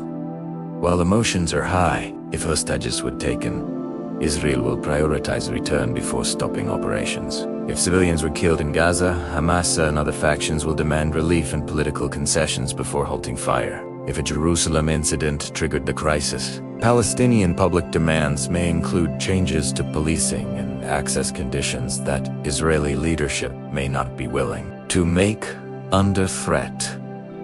This matters because early ceasefire talks often fail, not due to absence of diplomacy, but because the political price of agreement is highest precisely when violence is fragile. Another factor in the first 72 hours is misinterpretation. A strike intended to hit a militant cell may hit the wrong building. A rocket intended for a military target may strike a civilian area. A crowd control action may be interpreted as a deliberate provocation. Each side then tends to assume intent rather than accident. In a high-alert environment, the default assumption shifts toward "they meant this," because assuming accident feels like underestimating threat. This matters because misinterpretation accelerates escalation. It increases the pressure to respond more forcefully, and it reduces the space for leaders to acknowledge error without appearing weak. Intifadas spoilers matter. Armed groups, not fully controlled by central leadership, may fire rockets or conduct attacks to prevent either to gain legitimacy or to sabotage negotiations. On the Israeli side, Political factions may push for escalation to avoid appearing restrained after a public shock. On the Palestinian side, factions may push escalation to avoid being seen as passive under pressure. This matters because the conflict does not always escalate because the main actors want it to. It escalates because the system contains actors who benefit from disruption or believe compromise threatens their position. By the end of the first 72 hours, leaders typically face one of two strategic choices. They can attempt to freeze escalation through a ceasefire that may feel unsatisfying to their publics, or they can expand operations under the belief that decisive action now will prevent a worse crisis later. Historically, decisive action often produces short-term military effects, but long-term political consequences that set the stage for the next cycle. The final part of this act examines the most dangerous transition, when the crisis shifts from a single arena to multiple fronts, and why the hardest moment to stop a war is often the moment it begins to widen. The most dangerous point in an escalation is not the first strike. It is the moment the conflict widens beyond the original arena. Once multiple fronts activate Jerusalem unrest, West Bank clashes, Gaza rocket fire, and potential northern border engagement leaders lose control over pacing. Each front has its own escalation logic and its own political constituency. This matters because leaders can manage one crisis at a time, but they struggle to manage 4 crises that interact. A decision to escalate in one arena can trigger retaliation in another, and soon the conflict becomes a chain reaction rather than a planned campaign. In practical terms, widening often begins with one of 3 events. The first is mass casualty incidents, especially involving civilians. A strike that kills a large number of civilians in Gaza, or a shooting that kills civilians in Israel, produces a psychological jump in public demand for retaliation. The second is targeted killing of senior figures, commanders, political leaders, or symbolic figures, because it triggers deterrence credibility logic. Leaders believe they must respond strongly, or risk losing deterrence entirely. The third is perceived threat to holy sites, especially in Jerusalem, because it converts a political conflict into a religiously charged mobilization event. These 3 triggers matter because they remove the political option of restraint. Once the public believes the opponent crossed a moral line, leaders who talk about pause and de-escalation appear disconnected or weak. When the Northern Front enters the equation, the conflict changes scale. Hezbollah possesses the ability to overwhelm Israel's air defense systems through volume, and Israel possesses the ability to inflict devastating damage across Lebanon. But note this, which is why deterrence often holds. But if Hezbollah escalates beyond limited exchanges, whether due to solidarity pressure, miscalculation, or a belief that Gaza is being destroyed, Israel's response will be intense. This matters because the Hezbollah's real war would not be another front. It would become the dominant front, drawing resources, triggering international intervention pressure, and potentially pulling Syria and Iraqi militia networks into more active involvement. The moment the United States becomes operationally engaged beyond diplomacy and offensive poster, the strategic environment changes again. Even limited US strikes on militia infrastructure in Iraq or Syria can be interpreted by Tehran as direct involvement, raising the risk of broader retaliation. Conversely, attacks that kill US personnel compress US decision time and make de-escalation politically difficult. This triangular dynamic matters because it turns a local conflict into a wider strategic contest with global consequences. Shipping security, energy prices, and alliance credibility all become part of the battlefield. Widening also makes ceasefires harder. A ceasefire can sometimes stop Gaza rocket fire, but it may not stop West Bank unrest. It can reduce border clashes, but it may not resolve Jerusalem tensions. It can pause major airstrikes, but it may not prevent sporadic attacks by spoilers. Each side then accuses the other of violating the ceasefire, and the agreement collapses. This matters because ceasefires require unified control over forces and unified political authority. In this conflict, fragmentation and overlapping command structures mean ceasefires are fragile by design, unless enforced by strong incentives and strict monitoring. The most realistic way widening is halted is not through persuasion, but through mutual exhaustion and negotiated terms that each side can sell domestically as not surrender. That can mean prisoner exchanges, beset posts, humanitarian corridors, border adjustments, or third-party monitoring. But even these measures do not resolve the underlying conflict. Te manage Italiano, and management is inherently temporary when core issues remain unsettled. By the end of this act, the pattern is clear. Future escalations are likely to begin locally, spread quickly, and become hardest to stop precisely when they widen. The conflicts structure symbolic flashpoints, fragmented authority, and rapid retaliation tools creates a system where crises are predictable even when exact dates are not. The final act will close the timeline with a clear, factual summary of where the conflict stands today, what conditions would be required for stabilization, and what the most realistic near-term outcomes look like if the current trajectory continues. As of 2026, the Israel-Palestine conflict exists in a structurally hardened state.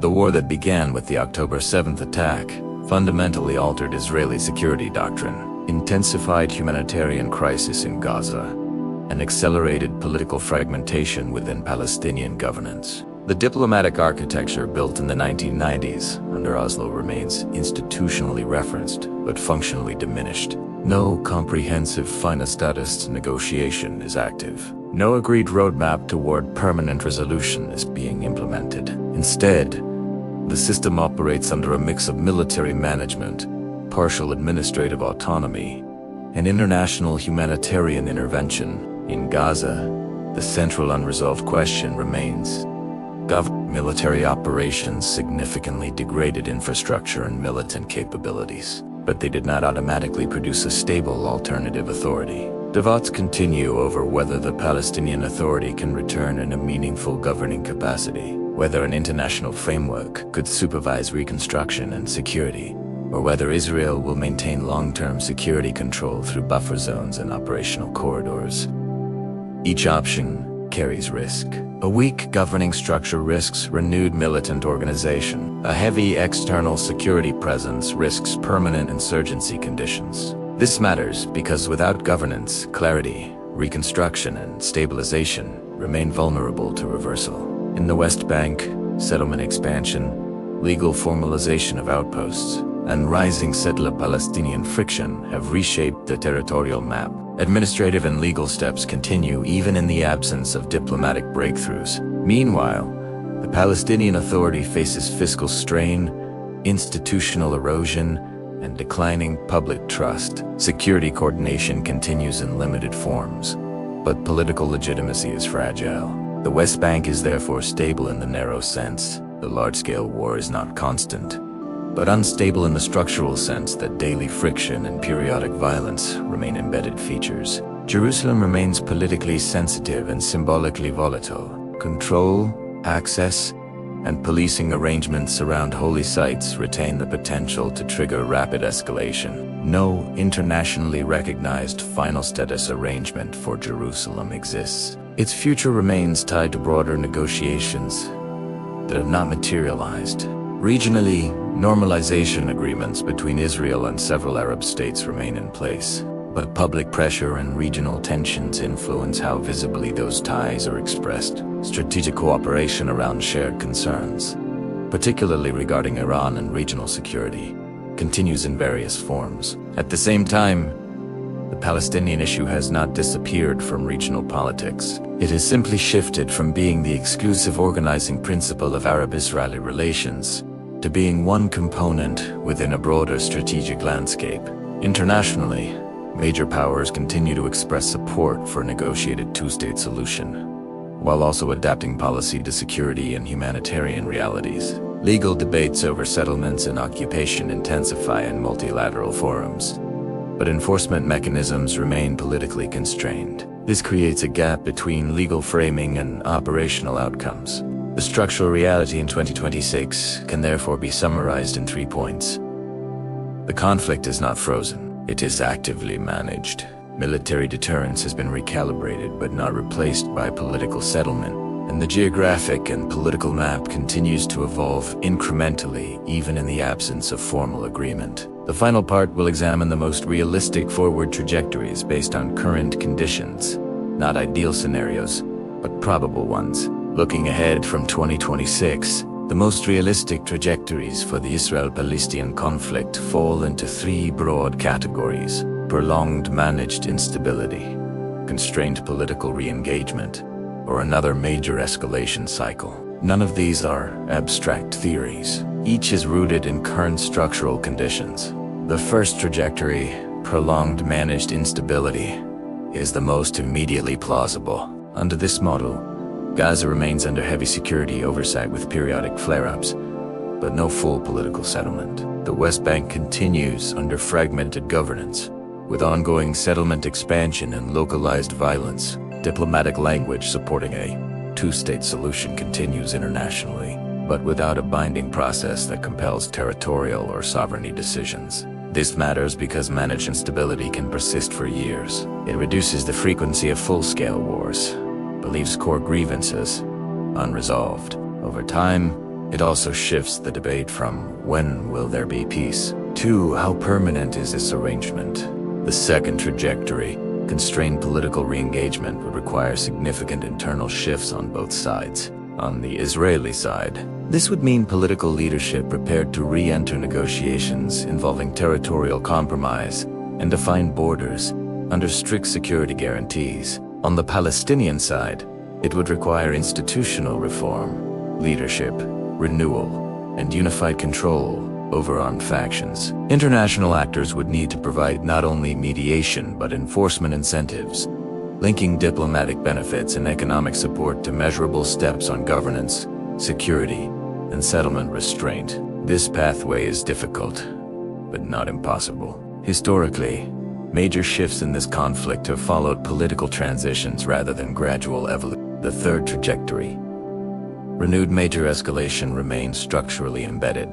The flashpoints identified: Elia Jerusalem, West Bank friction, Gaza deterrence breakdown, or a regional spillover involving Hezbollah remain active risk zones. If a high casualty event occurs, or if leadership miscalculates during a tense period, the system can move rapidly from containment to expansion. The architecture of the conflict's symbolic geography, fragmented authority, and fast retaliation mechanisms makes it resilient to small crises, but vulnerable to large ones. It is important to recognize what has not changed across this entire timeline. The core disputes remain: borders, sovereignty, security, refugees, and Jerusalem. The actors have shifted. The regional alliances have shifted. The military technologies have shifted.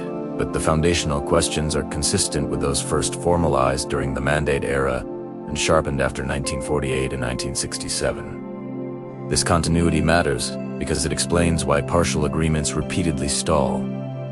Tactical arrangements do not substitute for resolution of core status issues. The history we have followed from 1917 to today shows that turning points often emerge when leaders conclude that the cost of continuation exceeds the cost of compromise. Whether that threshold is approaching again depends on internal politics, regional alignment, and the capacity of institutions to adapt before another crisis forces change. If you found this full chronological breakdown valuable, make sure to like this video and subscribe for more long-form historical analysis. In the comments, tell me where you're watching from and what time it is there, and also share your view. At which moment in this timeline do you believe the conflict became hardest to reverse? This is not a story with a clean ending. It is a conflict still unfolding, shaped by history, structured by geography, and defined by decisions that are still being made.